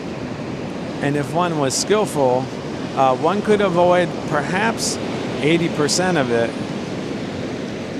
But more than that, if it did hit one just unexpectedly, that this is a way to recovery from all shocks or attachments or losses or sufferings, as well as disappointments and agitations. Let's bring it down to the granular level. How does this stuff work? If it works like that, then there are people out there that they'll take some of that. But many of them take drugs instead. But if they took some of that and less of the drugs, or no of the drugs, then they could change their mind. They could dissolve their attachments and their variables, and they could then dynamically realign to a way of life that might be more simple than they imagined.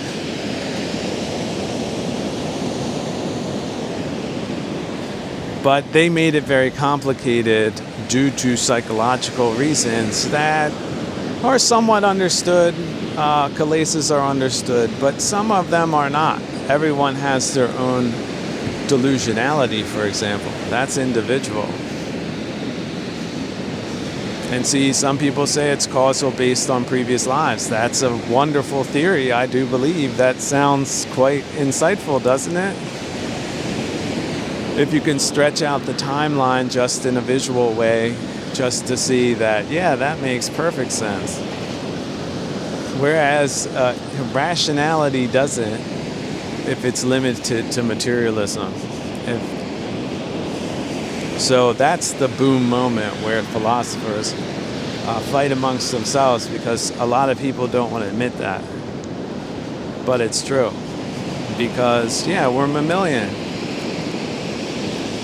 first and scientists second, or psychologists, or look at the politically motivated pollution and toxicity that has nearly destroyed our time. At least it destroyed mine for most of the time. But, you know, who am I and where was I? Nobody cares. It's variables. A big part of it could be personal ambitions, which are ludicrous. Like, you wanted to be the fastest tricyclist. See, comedy routine. Where's my movie, The Fastest Tricyclist? You just get really caught up on tricycling, and you just take it so seriously that people would be laughing out loud, because they would see, yeah, we have these attachments to feelings of importance. And then we get caught up on our own version, fill in the variable tricycling, and drive ourselves crazy about that. So Ducey the Fool in the film, which is just, again, another legend, people will keep it in their collections and people will talk about it years to come, not just because of the ideas, but because of the feelings. Those feelings that will grab you, but in the right direction, with right effort and right view, and not into the wrong feelings that promise delusionally something to you, but the price is much higher than one would think. That's delusionality, friends. And we can do it on a subjective level, of course. We do it on a subjective level. We do it with our variables. So, but depersonalizing, hey, last Monday, you're not the same person you were last Monday. So admit it on a small level, and then take that principle and work with it so that you make the best possible situation for yourself, watching out, minding the 5 precepts, and bringing it down to a physical experience practice and not just a theoretical one. Because such a high flying bird, Ansu's, like flying like a falcon's eye view over these matters, is not the same as practicing. But practice in a curated way, a compact, practical way, because only in that way can you get to different perspective, i.e. most likely a much better one, a more enlightened one, a Taoist one, a diamond jade vehicle one, a transformative, transmutable, teleportable kind of perspectionism that allows us to pick and choose the good things and not the bad. And to spread those categories of what have been identified as the bad very wide and be very careful of them, but not to the point that, of course, that you do nothing, because getting through this realm is about making mistakes.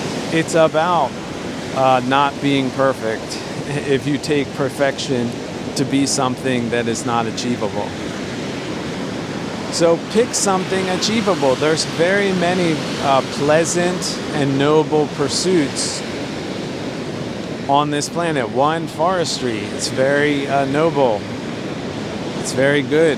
It's also hard work. But when it's done right, it's very rewarding on a ephemeral level, a level that people would say doesn't exist, but does add up in the form of good karma over time versus, pursuing other professions. Now, I'm not saying everyone should be that. It's about the metaphor of it. It's pretty clear. But it's the same in other areas of agriculture. It could be papaya plantations or, right, tea plantations or wheat or anything. You have to take in the different variables. And some places have unfortunate preconditions. And if we consider that we don't own the earth, then why should we tragically think ourselves to find that on some level disappointing if we were not some kind of property owner or could be a property owner on the holy planet of purgatory, which it's just not possible for that to be so. So knowing that with pure neutrality is a very beneficial thing to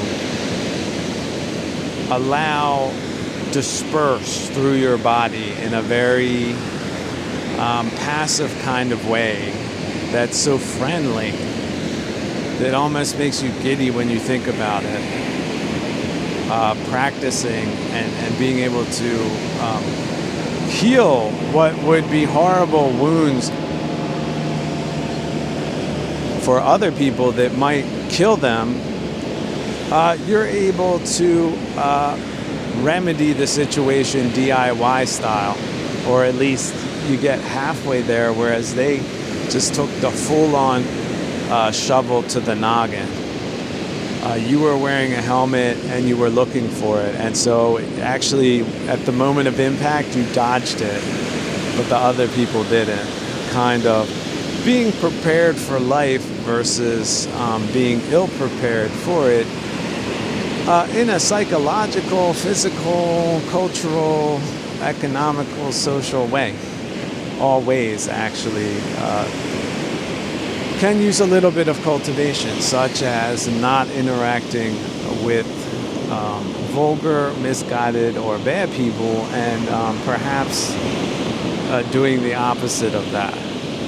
But of course, warranting that because one does not want anything in particular, and these things just sort of happen over time causally, that certain people would gravitate towards each other while other ones, for a like reason, on a certain level, but for bad reasons and bad karma ultimately, depending on their venture or intention.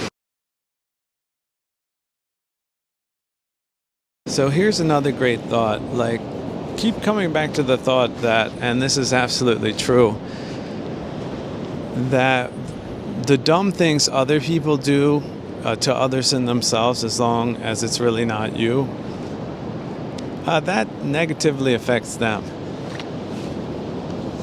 But it need not you. If your attachments are there, it will be suffering. Unnecessarily so. It sounds so crass sometimes to frame it that way, but let that frame work on you. You know, if you made a decision for yourself, you turned the truck at a high rate of speed left when the sign clearly said right, that accident is on you. And that suffering, it was unnecessary. You saw the sign. Where's that right effort? That's right effort, right view, right there. That's how people can drive all around this globe, even without GPS.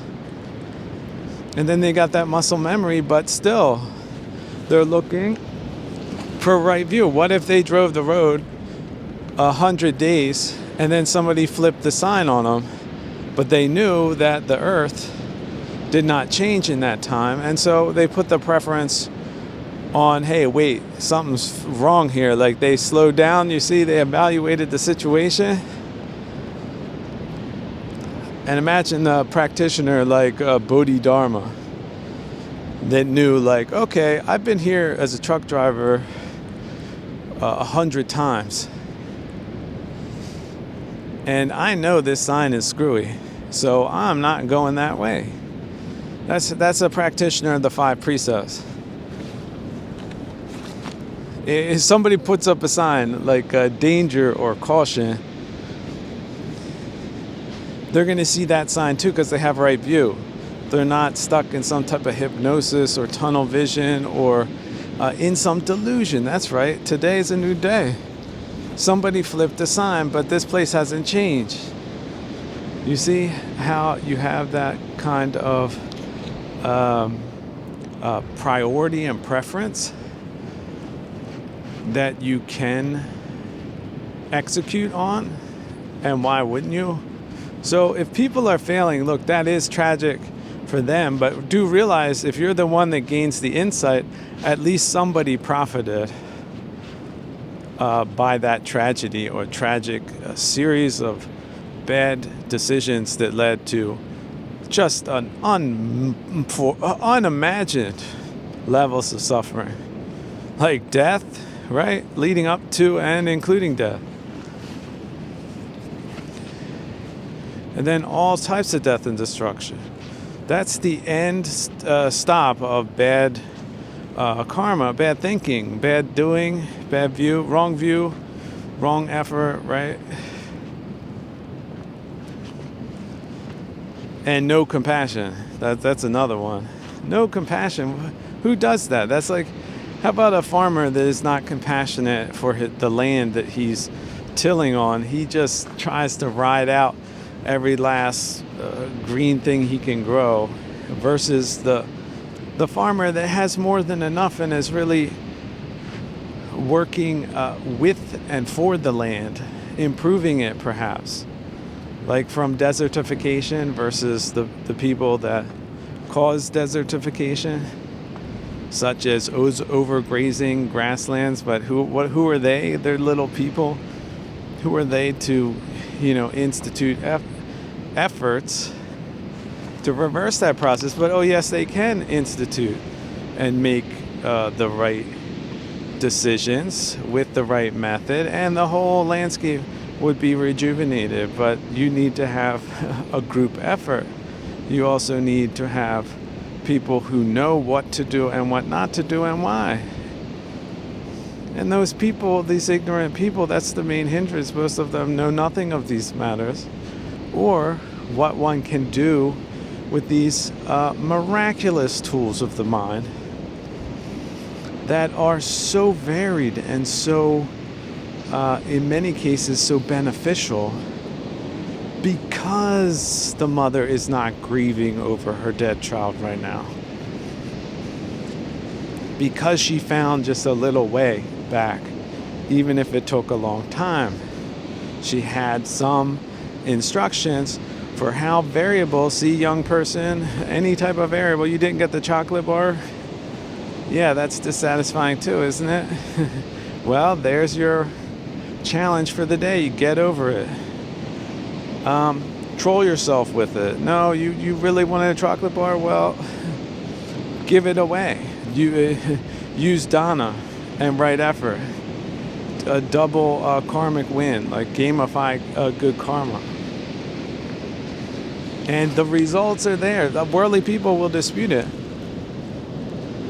But there are families that have profited by this method very immensely. And the causality of it is palpable. Because it's real, because it's the process of making these things real. Subjectively, you don't go to a department and ask for permission and it gets denied. No, compassion gives you both the permission and the precondition for making the decision to change your mind about any and all tragic occurrences or events. There are people that have incurable diseases that could benefit from this practice. Because how else are they going to mitigate that absurdity without a good practice? Or should they suffer unnecessarily? What doctor in the world would say, hey, stop that man from telling someone that? But they exist. People are proud. People are fearful. People are mammalian. They are engaged in dominance games for egoic reasons, which we know self oftentimes has attachments, and those attachments are usually defilements, greed. I have to have this house. Ooh, that attachment. Look at the causality of it. Is it good, bad, indifferent? Well, let the person with the variable knows. There's other people, they have their house. Families have had it for generations. They don't even think about it. It's not an issue. They're like, what? People have problems with finding a shelter? What? That's crazy. That's how they think. Like out there in big sky country, ain't nobody have a problem with housing. But it's not luxurious, and it's not around very well-heeled, accomplished, amazing people that might come together and do some artistic things or mutual ventures for mutual benefit kind of thing, because that's sort of what close association with other people should bring us. But if something is misdirected or malformed, that might not happen as much as it should. But then again, what could we do to remedy that? Like if there's trash flowing up on your beach, well, organize a crew to clean it up, get it out. It might be unpleasant for a time. 3 weeks later, it all goes away, and then you still have the valuable experience of mucking through whatever communal situation happened at the time. For good or bad reasons, we don't know. Like we're not going to go that far back. We're just going to mitigate and perhaps improve relations where one can, but not to the detriment of any party. Kind of foresight that one should have when engaging in such matters, but not putting too much emphasis on them anyway, because chances are, especially if people don't have themselves under control might lead to problematic kinds of situations. And it's as cut and dry as that. You have a problematic manager at a restaurant, that restaurant will be problematic. Does that sound neutral to you? People who like to go to restaurants, does that sound fair to you, or am I completely out of line? Somebody, imagine the management's bad. What's the experience like? Is it good? Come on, business people. See, business people are with us. That feedback loop is usually and sometimes real in the external sphere, but sometimes not. That's when you need your inner sphere. Actually, you should have your inner sphere all the time, and the external sphere is sort of secondary, and certainly on a subjective basis. They insulted me 5 minutes ago. Is that really real? Where does it exist? In reality or just in your mind? Well, if you forget it, and maybe the other person didn't mean it that way, then you never mention again, did it really happen? It's only you making these weird variables as dramatic as you're making them. But you can stop doing that with the right perspective, such as this one. So give yourself the permission and the time and the compassion to do it. Go through those terrible phases. Nigredo phase, read up on it. Some people, they're really suffering out there. So if this can help one of them for 5 minutes, who would be the person to stand in the way of that and say, no, I like this part, but I don't like that other part, and so no, this idea, it's no go. What kind of people think like that?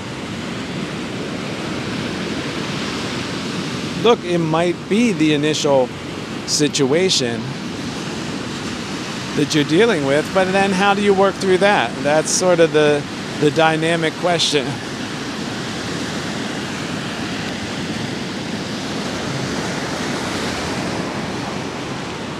You know, the dynamic changing forms and conditions. Those 5 people that didn't get it, they were in a bus accident, but now there's the 5 people that did. And they're ready to get to work.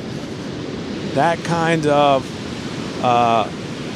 feeling you can have within yourself whenever you're ready to do it, but you should be ready to do it and do it on a mind moment by mind moment, every minute, every 5 minutes, every hour, half hour, however often you can come back to that neutral state, no matter what it was that was aggravating for a time, so that you have faster recovery times and less kilesas associated with any kinds of misfortunes or mishaps. It's very healthy kind of dynamic that perfectionism can give you, but you have to let some things go and look at them from different angles. Just as a thought exercise, 5 different ways. If it wasn't you, would it be funny? Or would it be horrible? And look, this can happen in a film or in a stage play. Those characters, anything can happen to them. And they do. This guy, he had the whole world going for him, and then this happens. And then his life is like this. So let's not forget pure randomness. For all you perfectionists out there, like I do mean the properly managed restaurant, coming back to that metaphor, anything can happen. One day the truck could not show up. The cook could get into a fight with his wife. How about this? A guest dies while eating. These are the random events. And so how do you deal with those? Are you going to be in your perfectionist mindset that, no, I can only imagine these things, and then when this happens, it's too much kind of person? Because the Mensch module will teach you that that's not possible in purgatory. It's just not. So you have that strategy that's going to not work eventually.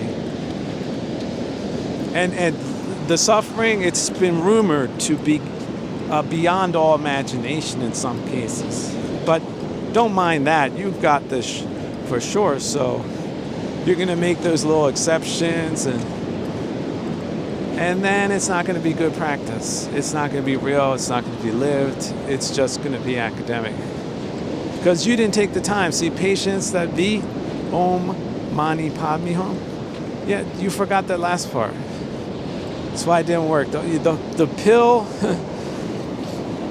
right, needs all components in high dosages to be effective, especially over long periods of time. So think of it that way if you have to. You might have right effort. You might have right view. But if you don't have right patience and right compassion, will the formula be good karma or bad karma? Just think about that. You mix fentanyl and baking soda together, think it's baking soda, how's that formula going to work? But see, of course, we're not mixing bad things in this pill. It's pure goodness, and you can inspect it. What do the syllables mean? Where are the objections? Let me see the show of hands. Oh, there's 2 people don't understand what we're talking about. The rest of the people are just would be shocked out of their mind if somebody objected to putting together an architecture like that. So, but yeah, it's humanly consumable, and you dose it and make it yourself to varying levels and degrees of success. But with that patient module, see, I want you to emphasize patience, especially Westerners. You're running around here every free minute you have. You're missing patience. And you're also missing compassion in large degrees. Like, you might think you have it, which is part of the problem. You need probably to up the dosage 1,000 times in each of those categories. I mean, just do a like spike. You see if you can spike it, and then you'll probably come to a plateau, and then you can spike it again, and eventually you'll get there.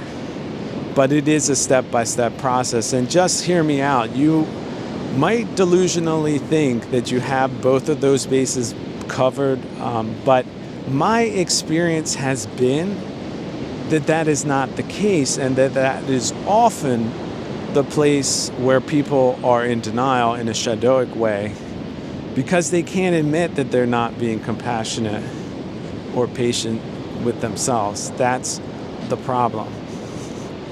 They're not seeing it that way when in fact it is that way, and that's hindering them. Via the ignorance module, although we won't call that a module, the ignorance realm, that's the delusional realm, the third realm. So see, just imagine, see that as Venn diagrams, right? With some overlap, and there you see that with that blockage, that overlap, you'll never get through that hindrance. Doing things that way. So you need all of the components. Now look, there's other components, but see, that's so simple that it's a part of the penicillin module. And again, coming back to people saying kill the chalasis, it's not killing them. When you take a pill of penicillin, are you killing anything? Or is it working behind the scenes? Yes or no? So this type of wisdom pill works in the background, but you have to ingest it and dosage it on a regular basis with awareness. Like, wait, I thought, but see, just like baking a cake, I thought I had enough salt. It wasn't, so you have to add some more of this, a little of that, and you bake your own bread. You live your own life subjectively, despite whatever hindrances or kilesas have poisoned your life up until this point. But now you're free, at least on the level of theory. Now it's that level of practice. Oh wait, wait, something's on TV. Let me look at that. See, people we lost 100 people 5 minutes ago because something like that happened. But for those people holding on for dear life, they don't get so easily distracted by things like that. They keep to the middle path and they keep it very straight. No problems. Here at the planet of purgatory, you want problems. You can have them, or you can have the 5 precepts and have a lot less problems. So take your pick. So wise families of the East, what do you pick? Wise families of the West, what do you pick? And yet we can be distinct and respectful of each other's boundaries, and also wish each other well. Mudita, lots of mudita. Oh, that vicarious joy. It's like the explosive volcano from biggest volcano internationally. It's called mudita. Wishing everyone well in the entire world. But if I show up at an airport, I don't want to see angry people. I don't want to meet kalesas. But it's very okay if everyone has their own space to develop themselves in their fantastic, marvelous kind of ways, such as Western civilization up until this year. But, things are changing for the better quickly. So maybe in 2 years' time, this will just be like a bad dream or something. 6 months later, who knows, 3 months. Next month, right now, look at that, a mind moment ago. And we're already there. We're at the promised land. At least we can do these subjective exercises till we get into the habit of it. And then when it really is true, then our mind isn't somewhere else. It's really there enjoying the fruits of the practice, which are so juicy. You ever have like a dry steak? Somebody did it more than well done, trying to eat it because you're real hungry, and it doesn't taste like it. You might as well just burn up a newspaper and put it on a plate, versus one that's cooked perfectly, made a little on the barbecue, like it switched. You leave it on the one side for a while until it's perfectly done, then you flip it. You only do it 2 times, but you have that timing down, and that type of steak that's just so juicy versus the other kind. That's the kind of difference we're talking about. But it requires training, rewiring your mind. If you're a very aggravated person, this is the perfect practice for you.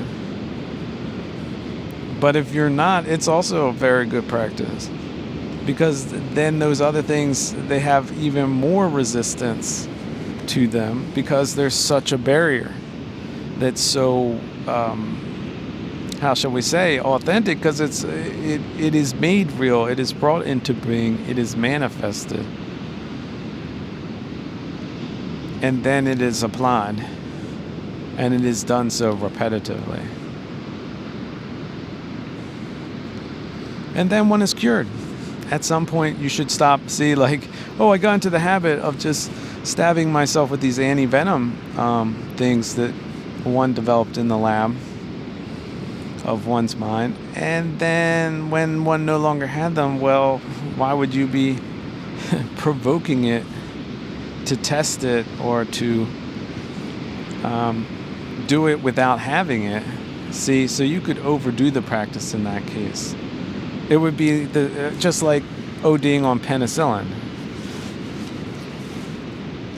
You have to know the right dosage, but that takes playful experimentation, and it takes close observation, and it's a dynamic process, which has greater or lesser degrees of success based on variables. Personal variables, yes. Samsaric variables, absolutely. How many practitioners right now would love to be practicing, but they really do have things. They have a pan that's on fire in their kitchen. They have to take care of that first. They just do. And then they just don't get their minds back once they lose it like that. And then the conditions just keep hitting them this way, hitting them that way. But that's that pyramid, right? I'm not a big fan of Maslow at all, but at least he gave us a certain outline that just needs to be refined. Being compassionate to yourself and others is part of the developmental process. And again, our baseline for compassion is too low. Social engineers went with performance and productivity, and they forgot the human factor. You can't really have productivity without the other, or that is pointless to be producing when you're producing in a way that makes life pointless, or pointlesser than it would be if you didn't do anything, for example. So, but Wu Wei is a part of the Taoist module. So if it has to flip to that to solve that problem, then that's what it does, and then that problem is solved. And if you add patience, then probably that's the right thing. It's better to err on the side of patience. It's much more stable. It wins 85, 95% of the time. 100% of the time. Actually, 100% of the time. The patient move is always better. Because you have to be asking yourself, why do you want this thing or that?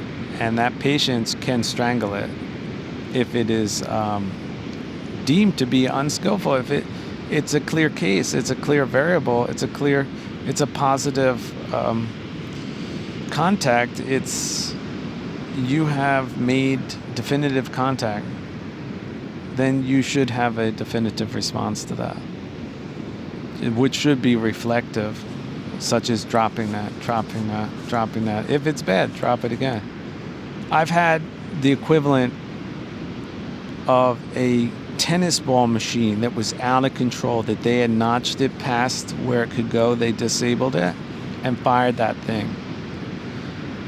And there were so many balls that they added a new compartment, and then they connected it to an infinite supply, and they just let that thing rip. And it ripped and ripped and ripped. And I was dodging. I was getting hit left and right.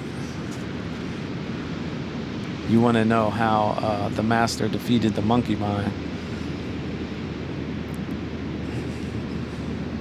But yeah, the monkey mind, it's always in the tree. If something bothers it unnecessarily, it will start acting up. So be advised. Be on guard. Be wise. See? Home.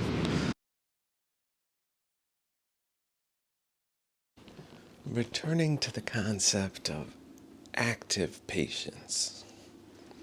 See, in the Om Mani Padme Hum formula, look how Ni, patience, is right after compassion. So there's that combination. Compassionate patience, because patience is a compassion. It's the, wait a second, it's raining outside. I'm not going to run straight out and do what I was going to do. I'm going to maybe wait. If I can put something off, I'll put it off to the next day if it's possible. It's a compassionate thing to do. But active patience might be something like you're noticing different things come up in your mind, memories, or how about words? I think for right speech, patience is a crucial component. So a word might come to your mind, or an impulse to say a word, in anger, see, if you notice you're in a state that is not wise to speak, just like a boxer gets angry, they should stop the fight right then, because he's not going to be fighting the right game. He's just going to be wailing. And just like right speech, if you're in an angry state, you should not be talking. And that patience, that V, that could get you there if you employ the active patience protocol. Like, all right, wait a second. I'm aware of my mind state. It is not optimal for speaking, so I will refrain from speaking according to the active patience protocol. And I'm doing this. Why? Well, let's get back to Ma. Compassion. I'm being compassionate, not just to myself, which is the truth. Don't let yourself be deceived by delusion. By not saying a word in anger, you are doing yourself a favor. Don't ever forget that. Like, you pragmatic, worldly people, you cynical people, it's true for you too. But it's also true for foolish, honest people that might be missing the patience that they need in this place of changing forms and conditions, this purgatorial dimension. And if we don't have the skill of active patience, if we don't refine the skill, if we don't activate the skill, we don't use the skill, apply the skill, we will not have the skill. And then we will have in some cases, irrevocably misfortunate outcomes based on that. See, it's so easy to just shoot right past V, right past patience. Like, patience standing there, they ran right past it. I like that compassion part. I like right effort. That V, what's that again? Secret sauce, that's the binding element. It's right in the middle. Just missed it completely. Oh, I got that cover. Yeah, sure you don't. So, should you have made a faux pas, a mistake, that's the time to reflect. But really the time before that happens is the time to reflect. That's where you get to the level of mastery. See, the normal Paduj will reflect, oftentimes morosely so. They just keep playing it back in their mind. I said that. Why did I say that? Sometimes years later. Why?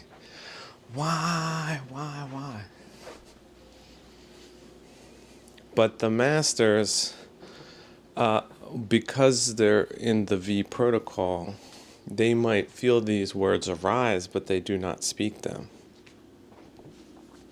And they just look at them, not me, not mine, right? That's that other tail part, not just pod, me. See, me is feeding the self. See, pod, right effort. Hum, that's wisdom. Hum, wisdom root cultivation. Wisdom root vitality, wisdom root connection. Wisdom root congruence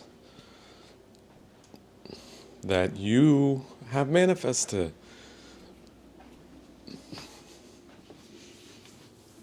But it's your manifestation. You just got the blueprint. If you do not build it, whose fault is that?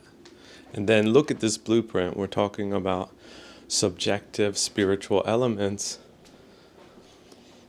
And if you do not grasp the importance of the ingredients and you put too much right effort, not enough patience, what happens then? Is that burnout syndrome? Also with no home, right? Usually you're working yourself to death for the most inane kind of thing.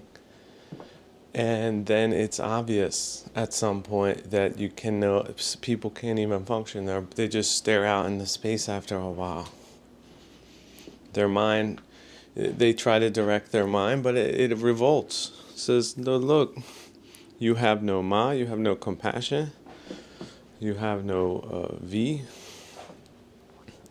you have no pod. Although pod, oftentimes, like I said, these people who are egoically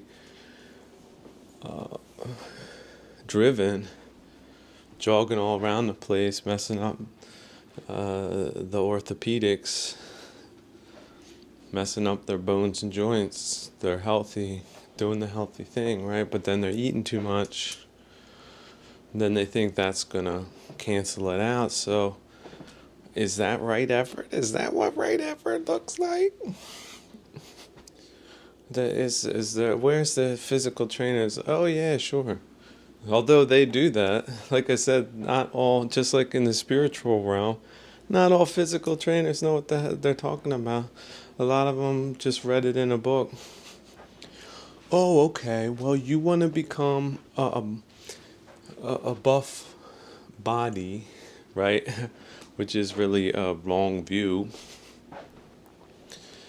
Just one that looks good but isn't really functional. Okay. How can I make that happen for you?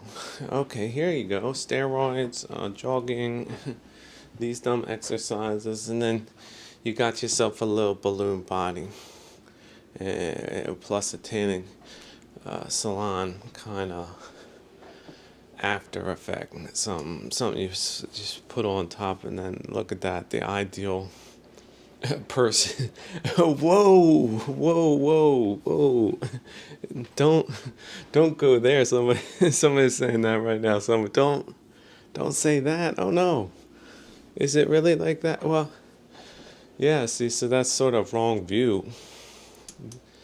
With some right effort on top. Let's just say egoic investment on top. Vanity on top. And those results, dead at 24. What? That guy was an influencer. Fitness influencer, dead at 24. Why are people so ridiculous in this neo-barbaric age? Why? I don't know why. I guess it's purgatory. That's why. But don't be that way. See, patience means reconsidering some things. Like, well, is that really healthy? Should I do that? Must I do that? Can I put it off to tomorrow? What about the next day? Can I just put it off indefinitely? What? Really? Maybe I'll just do that. Maybe let's just see.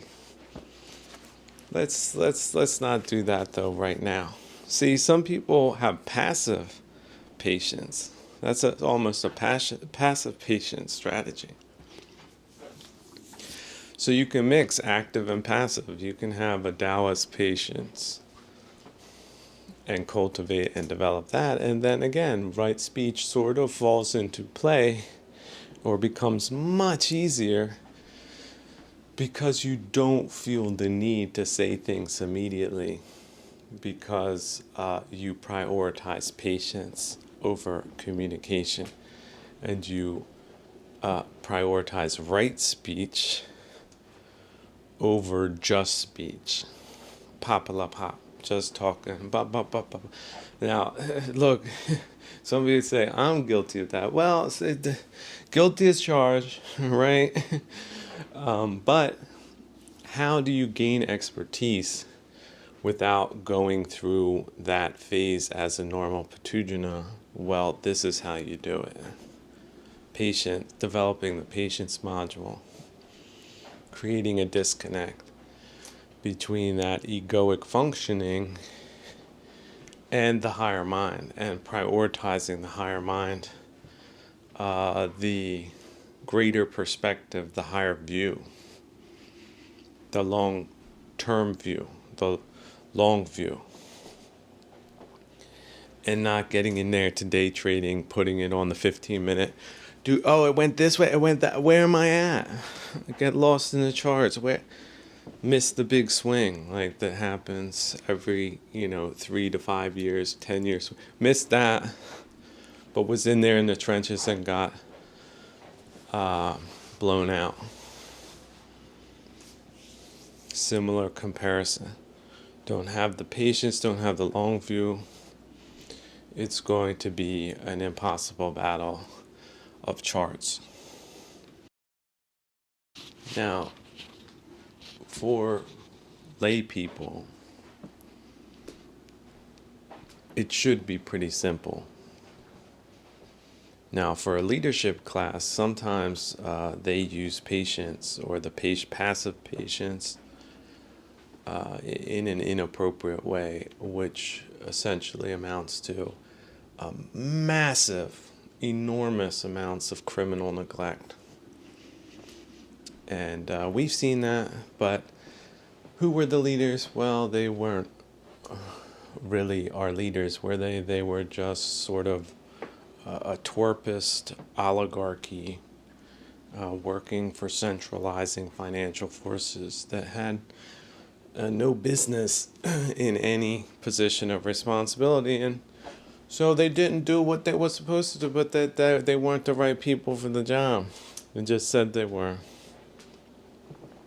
And so you can see these kind of malfunctioning governmental systems that just become self-serving blobs in an alternative reality versus being good servants to the public with a public responsibility and a clear understanding of who the public is. Like, the public is not some abstract idea. If you are the Pontic Greeks, it's Pontic Greeks, making sure that, Pontic Greeks and Pontic Greek culture, which is very valuable and venerable and good, that it is maintained and the people are maintained, and that, grievous, terrible criminals get prosecuted and good people don't. And terrible, greedy criminals don't take over everything, and good people get access to good things, kind of thing.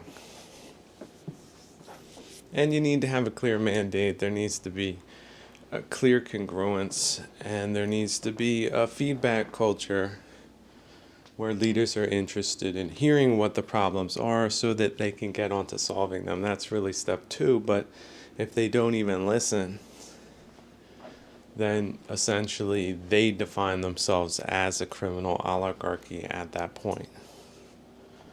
And we can just assume, what do criminal oligarchs do? Well, they wealth guard.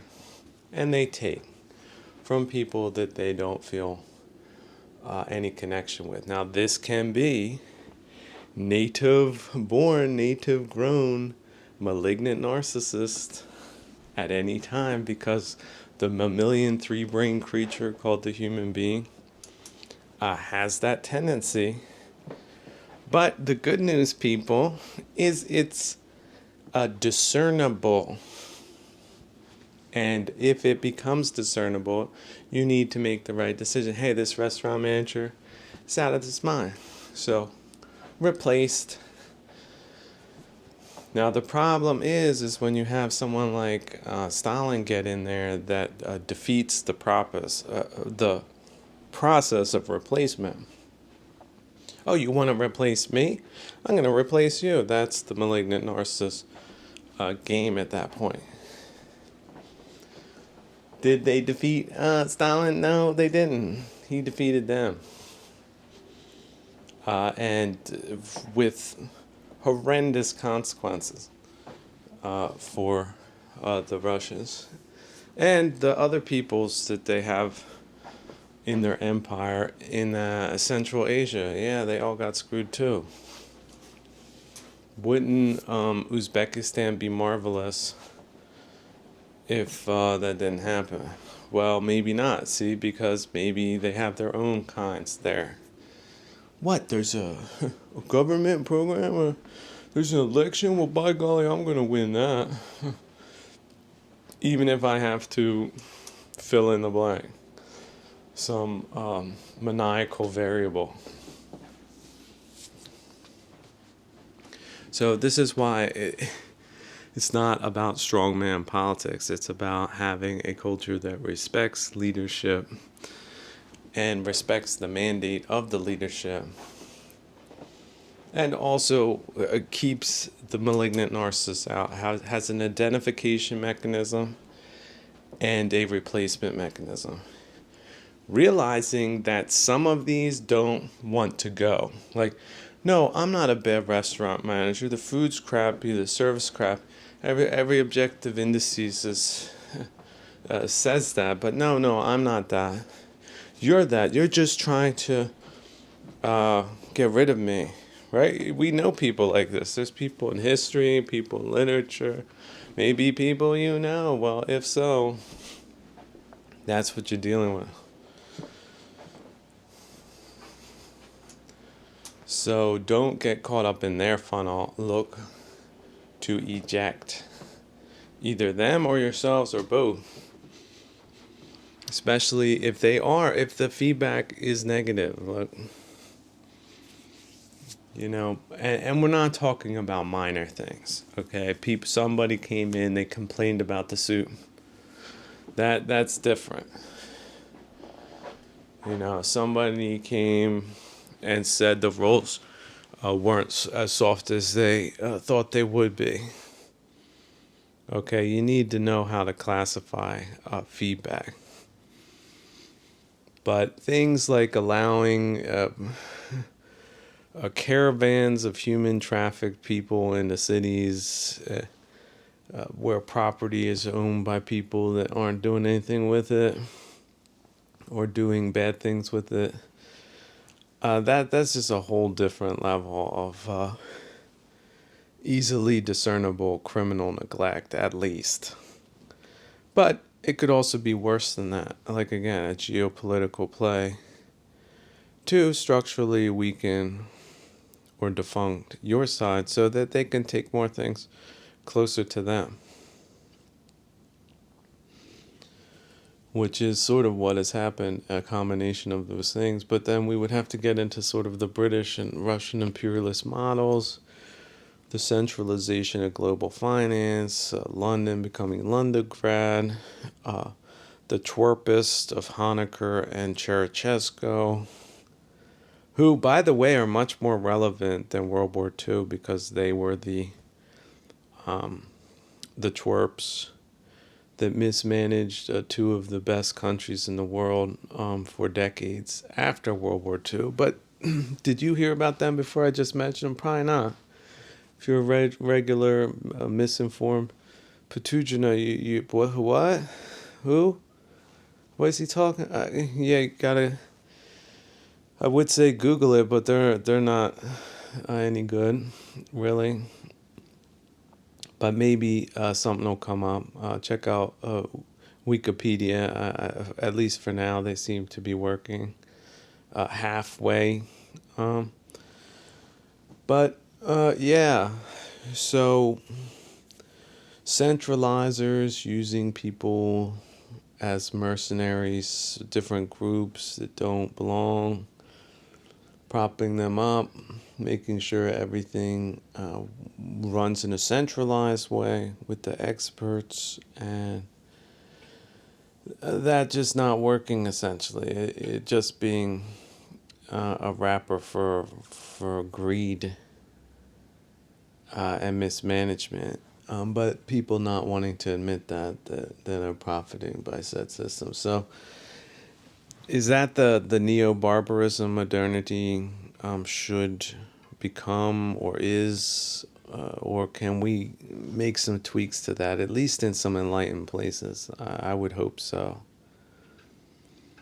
That people de-emphasize materialism going forward and emphasize pragmatic, reciprocal kinds of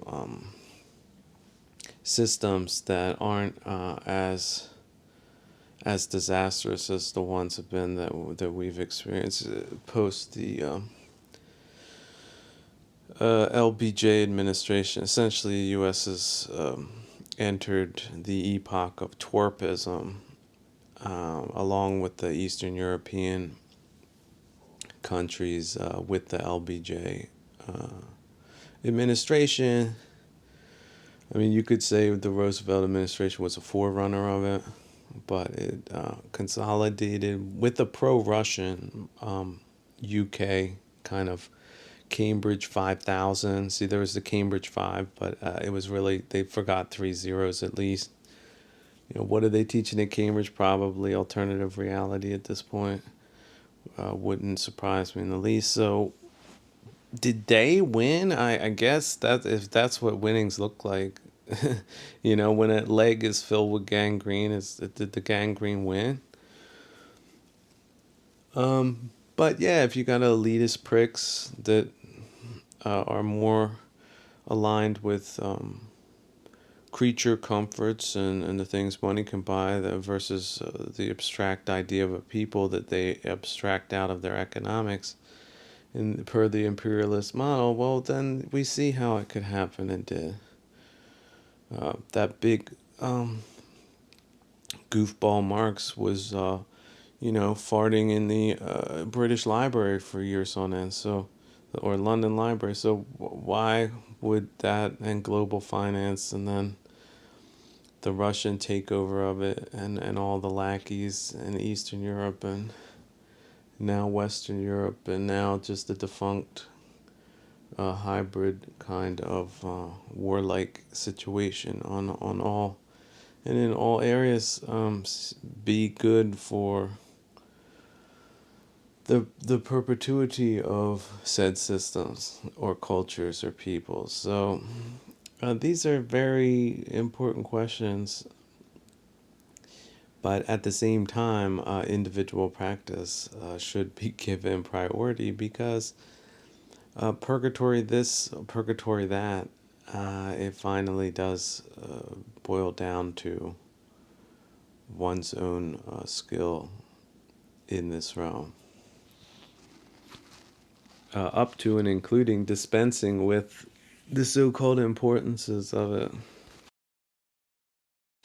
It's also something to remember that the principle of V can, because we're talking about real magic here, the magical principle of patience, you can extend it to future lives. You can say, well, guess what? Not in this life. Now, given my portfolio, my talents, everything else, I should be a very famous, loved, cherished, well remunerated, venerated kind of person, but maybe not in this life. Maybe in the next, or 10 lifetimes. Like I just was able to pull up from the nosedive and come to a glide, and then I pulled up a few degrees attitudinally, but it might take future lifetimes. That power of V is there. See, these are very small principles, but the power is enormous. So that's why I say don't just run past the word V. People running past V, they miss it. Missed it again. You can expand it to future lifetimes. And again, getting away from materialism, it's so liberating. It's so liberating. You don't have to prove it to anyone. Oh wait, show me your proof that in your future lifetimes, being patient on this, not having to have this right now or in this life, is gonna work out for you. No, that's not how it works. You're just gonna trust in these magical principles because they deliver. The principles deliver, the arguments don't, the sophistry doesn't.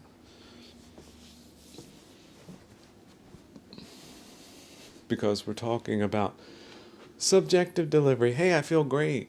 I don't even think about that thing that used to bother me. Versus the person whose life has been destroyed. They feel. You can't talk them out of it. Look at it this way, look at that, they can't see it.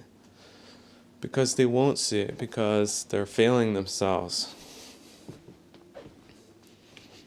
But they don't feel like that they're doing that because it's so important that they had this and that.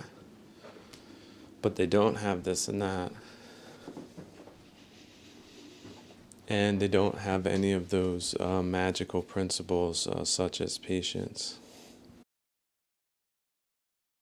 Returning to the Eckhart module for a second. It's not just the nothingness, but it's also playing with reverse logic. If this is true, well, what if the reverse has to be true if this is true? That's how he solves a lot of his metaphysical puzzles.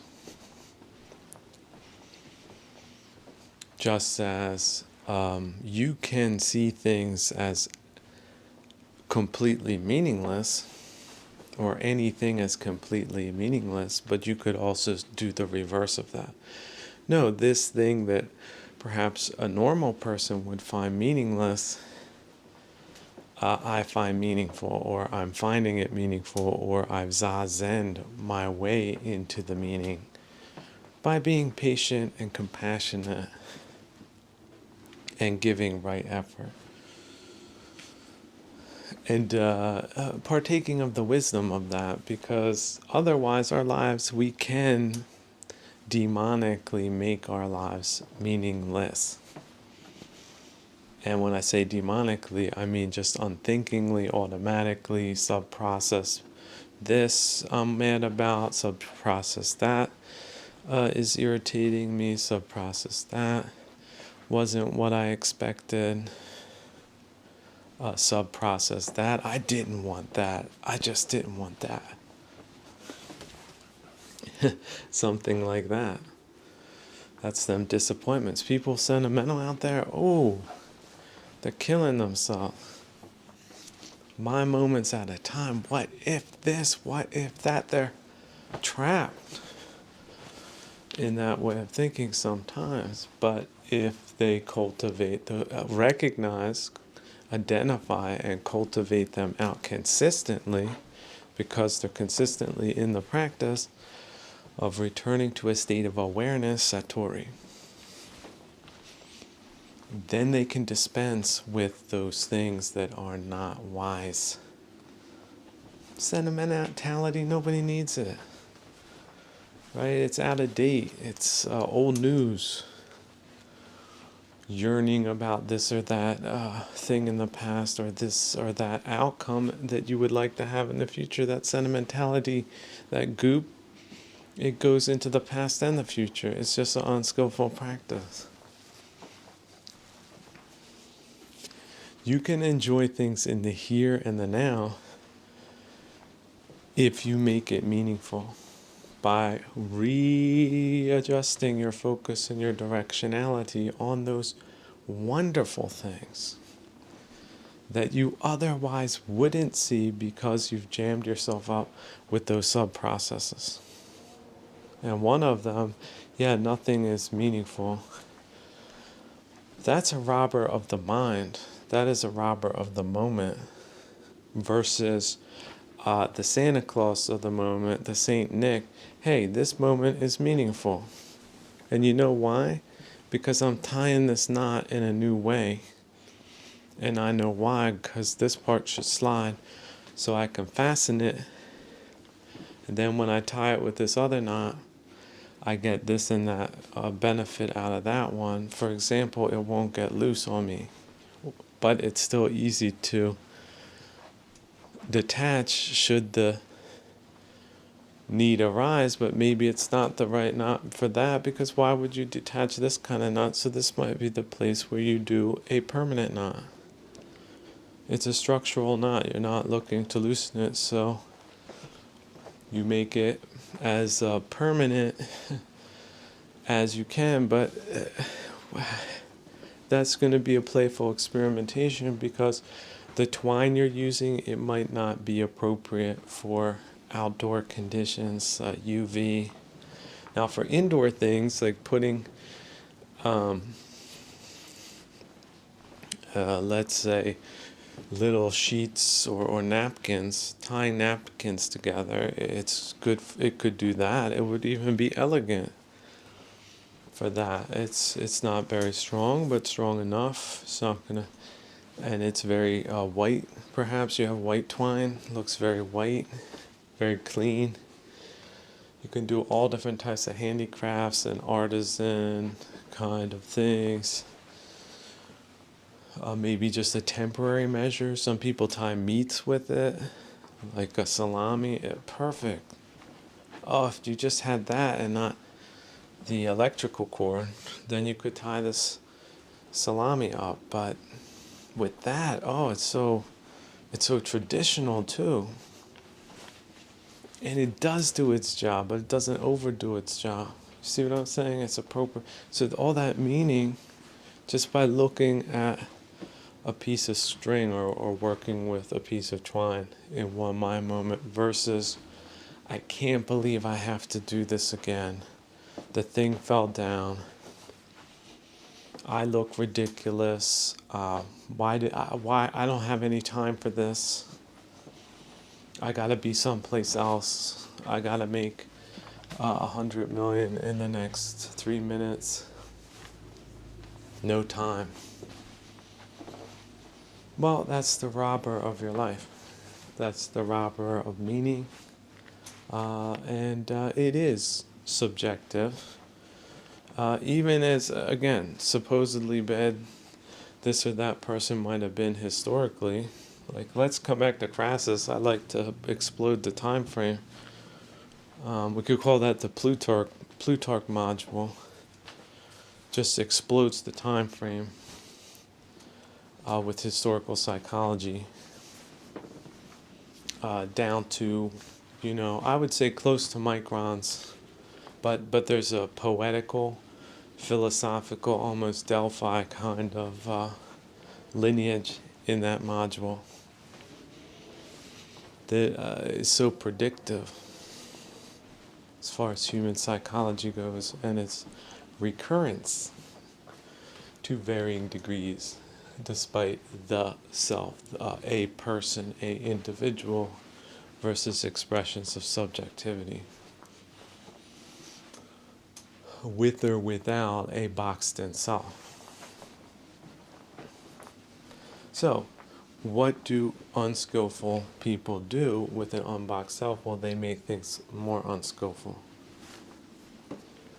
But what do people do who are skillful? Well, they make it more skillful. That's why you also have different productions doing highly skilled work versus other ones doing low skilled work and then probably not very well, changing forms and conditions. Hey, how do we mix concrete again? Imagine that. The Italians asked themselves that, and nobody knows. So, get some white dust from a pile there and mix it with some sand. That's what I saw the old master do. But it was wrong. But they have regressed civilizationally that they lost the formula for concrete. So, is that what happens when organizational unravelings based on contradictory values, such as, oh, we get to predate on people and despoil their culture, and nobody gets to say anything about it, versus places where that doesn't happen? Maybe the opposite, like, whoa, wait, this was offensive. Let's pull this and keep an eye out for people looking to pull that, because it makes a lot of people angry for no reason, and people aren't doing the right things because they're jammed up about the wrong things. So you have to unjam the wrong things, then you can start doing the right things in the here now. It's also very meaningful. It's so meaningful for some people who attain that view, right view. It's so meaningful. Like, they're just staring for days when these big bombs drop. and just blows their minds as far as what they've been getting hung up on, especially if it was historical. That's the past, people. Yet discerning insight from things that are insightful, why would that not be skillful practice? So, monkey mind management. Hey, MMM, welcome to the MMM ranch, where it's all about training that monkey mind to not do those things that a monkey mind would do if it could do. But should you? You should not. And yet, look, a monkey, there are people, they have monkeys as pets. I don't recommend it, but some people have certain monkeys might be more amenable to a domestic relationship like that, whereas others would not. They're just wild. Their kami is too wild. But other ones, yeah, you could bribe them. They could see the point in having you around because you dispense the grapes on a regular basis kind of thing versus them having to forage for them. But there's checks and balances, right? The monkey doesn't get the grape if it doesn't behave.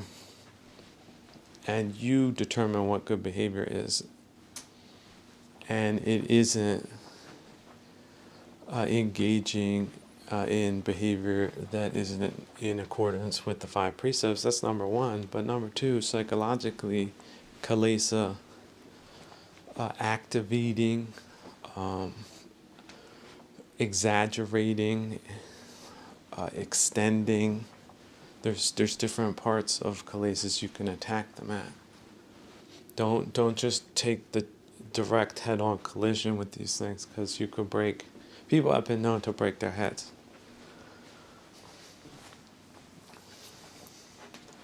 So sometimes you just gotta come from the side and then hit the extension part. Like, there is a subscription, it is gonna go till X, but you just canceled the renewal, right? And now you just have to ride out the karma, the causality that is connected with wrong view and wrong effort. But that takes time. We come back to the penicillin module. Look, that penicillin, it's working. You don't know how. You're not fighting each cell, but it is. It's working. It's magical. Who has been cured by it? Who? Look, they'll know. They'll tell you. Those people, 9 times out of 10 in antiquity, would be dead right now. They are essentially walking ghosts. But in what form? Are they still in human form? Oh, that's very fortunate. They have a new lease on life. Oh my goodness. What a miracle. They have another chance to do it right this time. They didn't die horribly by kilesa-like diseases and symptoms. It's a miracle. See, we take these miracles for granted in our neo-barbaric times. You shouldn't. If you've used it and it's gotten you miraculous results, and you're not using the equivalent psychologically to get yourself miraculous results, especially if you've been very downtrodden by these things, very oppressed by these things, very irritated by these things, very possessed by these things, then the people that have gone through the treatment, they're different people. They're not the same. And they're so grateful. They're so free. They're so happy. Because they cleared up that space that was taken away from them. That they were taking away from themselves. Just blaming others instead. Like the comical. See, you want to hit the absurdist button there? If you have to do it, get a laugh out of that. Just imagine somebody you don't like doing that. Could laugh at that. But why don't you like that person? If we're all living creatures and it's not the way not to like other living creatures, but rather, hey, look, we're in this coral reef here. You're very different from me. There's no such thing as supremacy or inferiority or equality. That's true. We're very different, but the lobster doesn't have to take his claw and pinch the blue fish by the snout. Then nobody needs to cause extra troubles in a coral reef, but yeah, some predatory activities are going on, but some fish also swim away. They got a new lease on life too. And you can swim away in your thoughts from dangerous places, unrewarding places, toxic places, repetitive places. The fish keep going back. They almost got ate by X, Y, Z. Keep going back. You don't have to be that way. See, that's their samsaric kami. But you don't have that. You are a mammalian creature, three-brain creature, true. But you don't have to go back to places that are no good for you.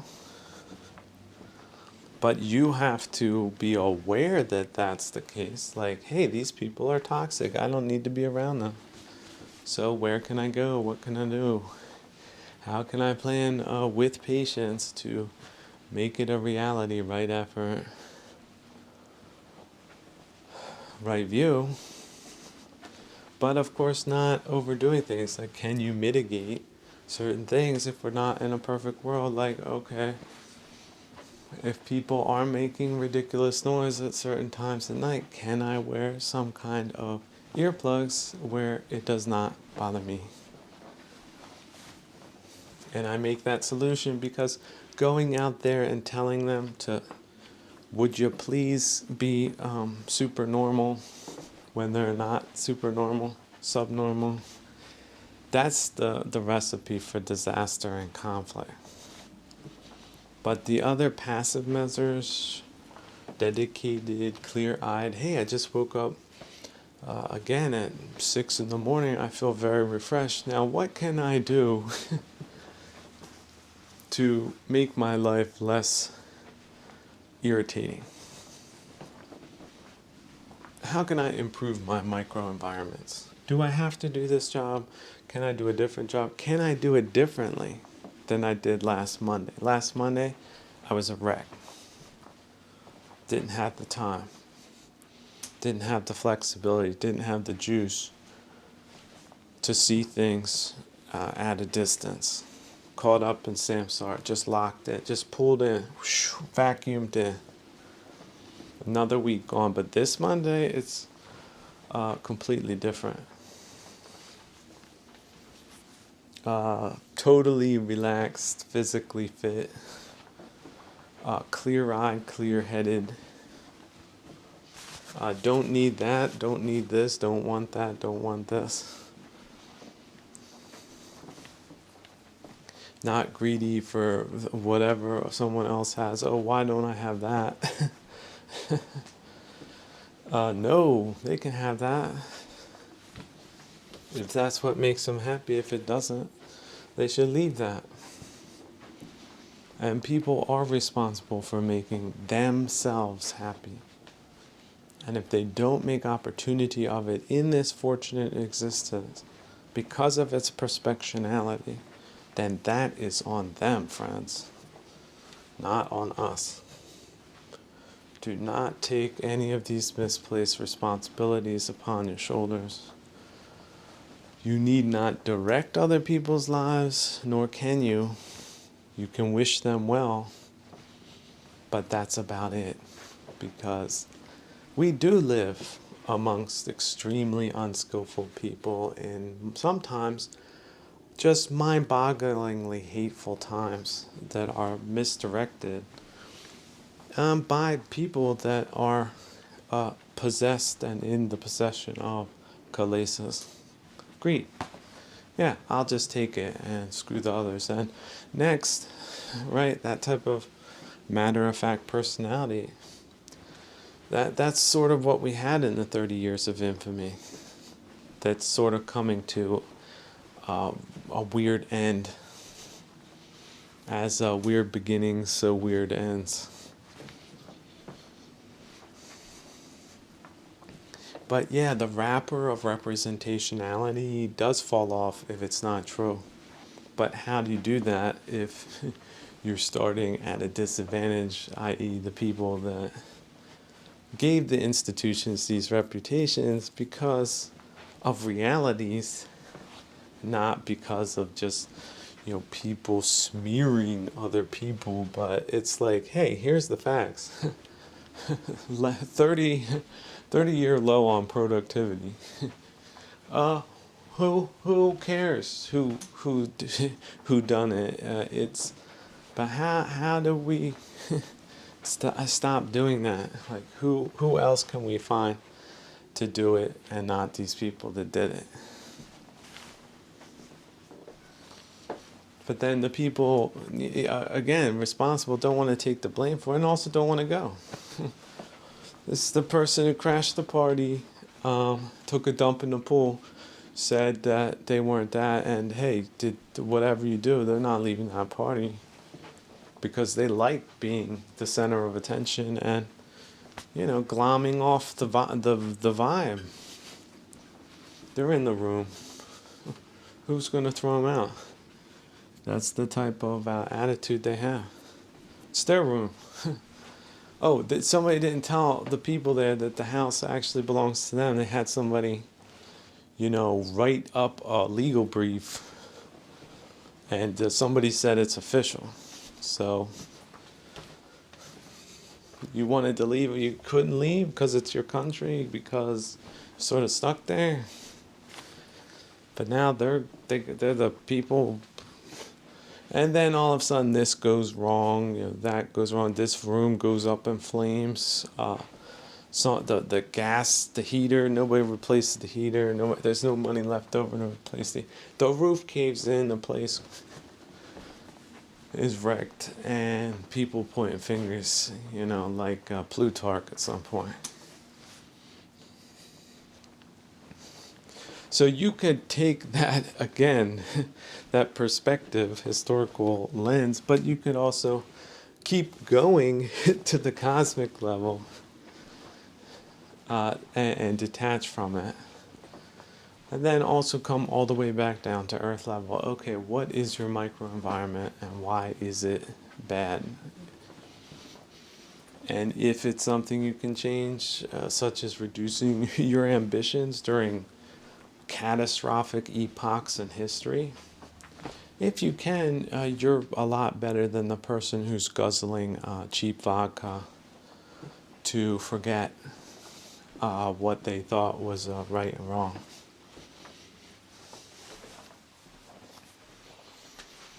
Because that's what they did during their version of their fake governments. That just had, 100, 500,000 people running the thing, and it just going anywhere else but down.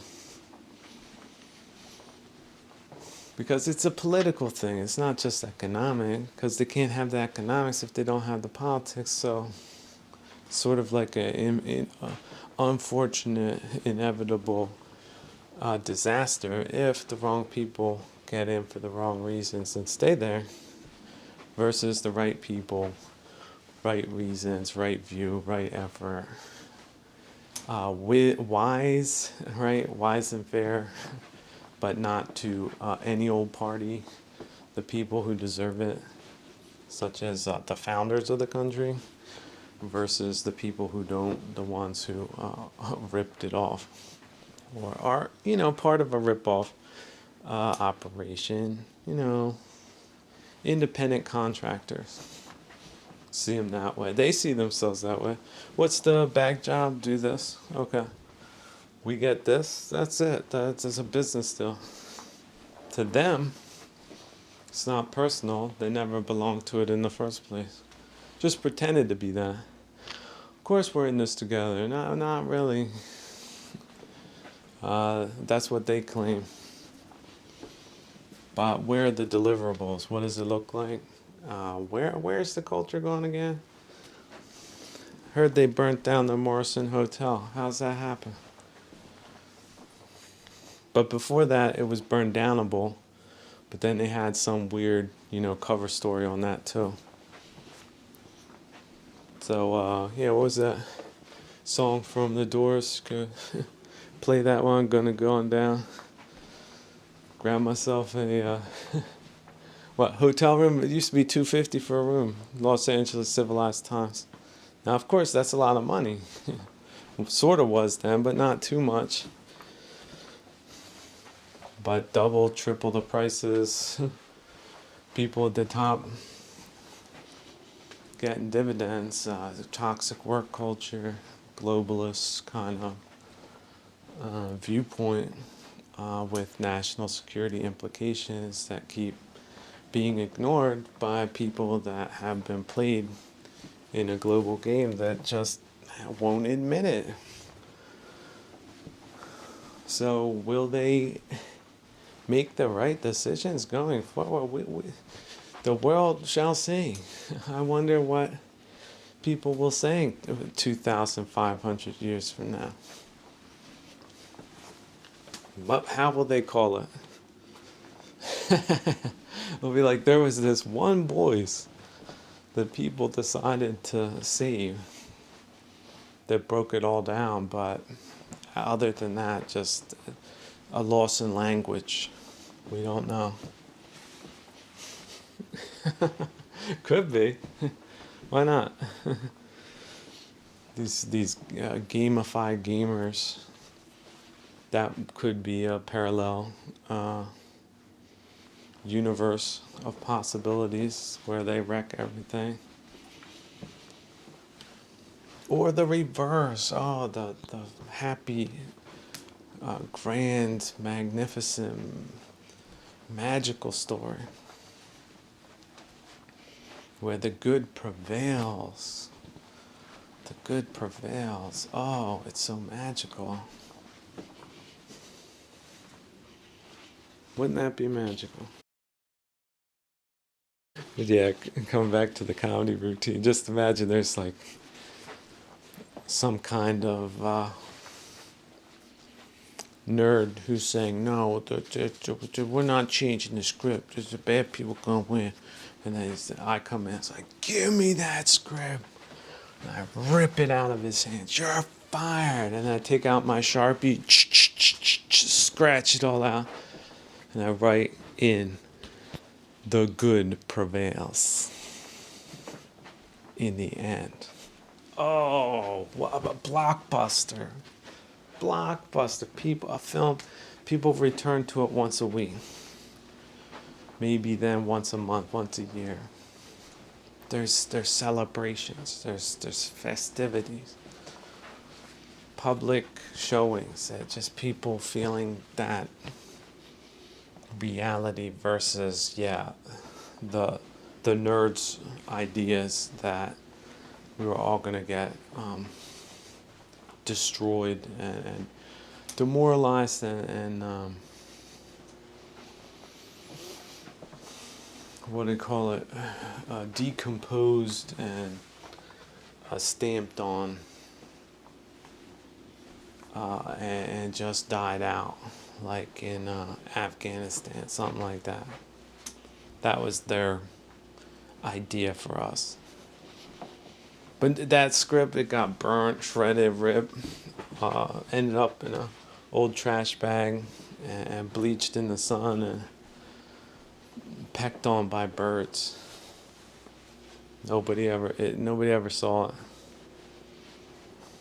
But real script that went into distribution, and whoa, look at this, how people light up with optimism, with faith in humanity, with generosity, and good times had by all. Just an amazing feeling, an electric kind of energy unleashed in the world. Just lightning bolts coming down, tornadoes. It's nobody's ever seen something like that before.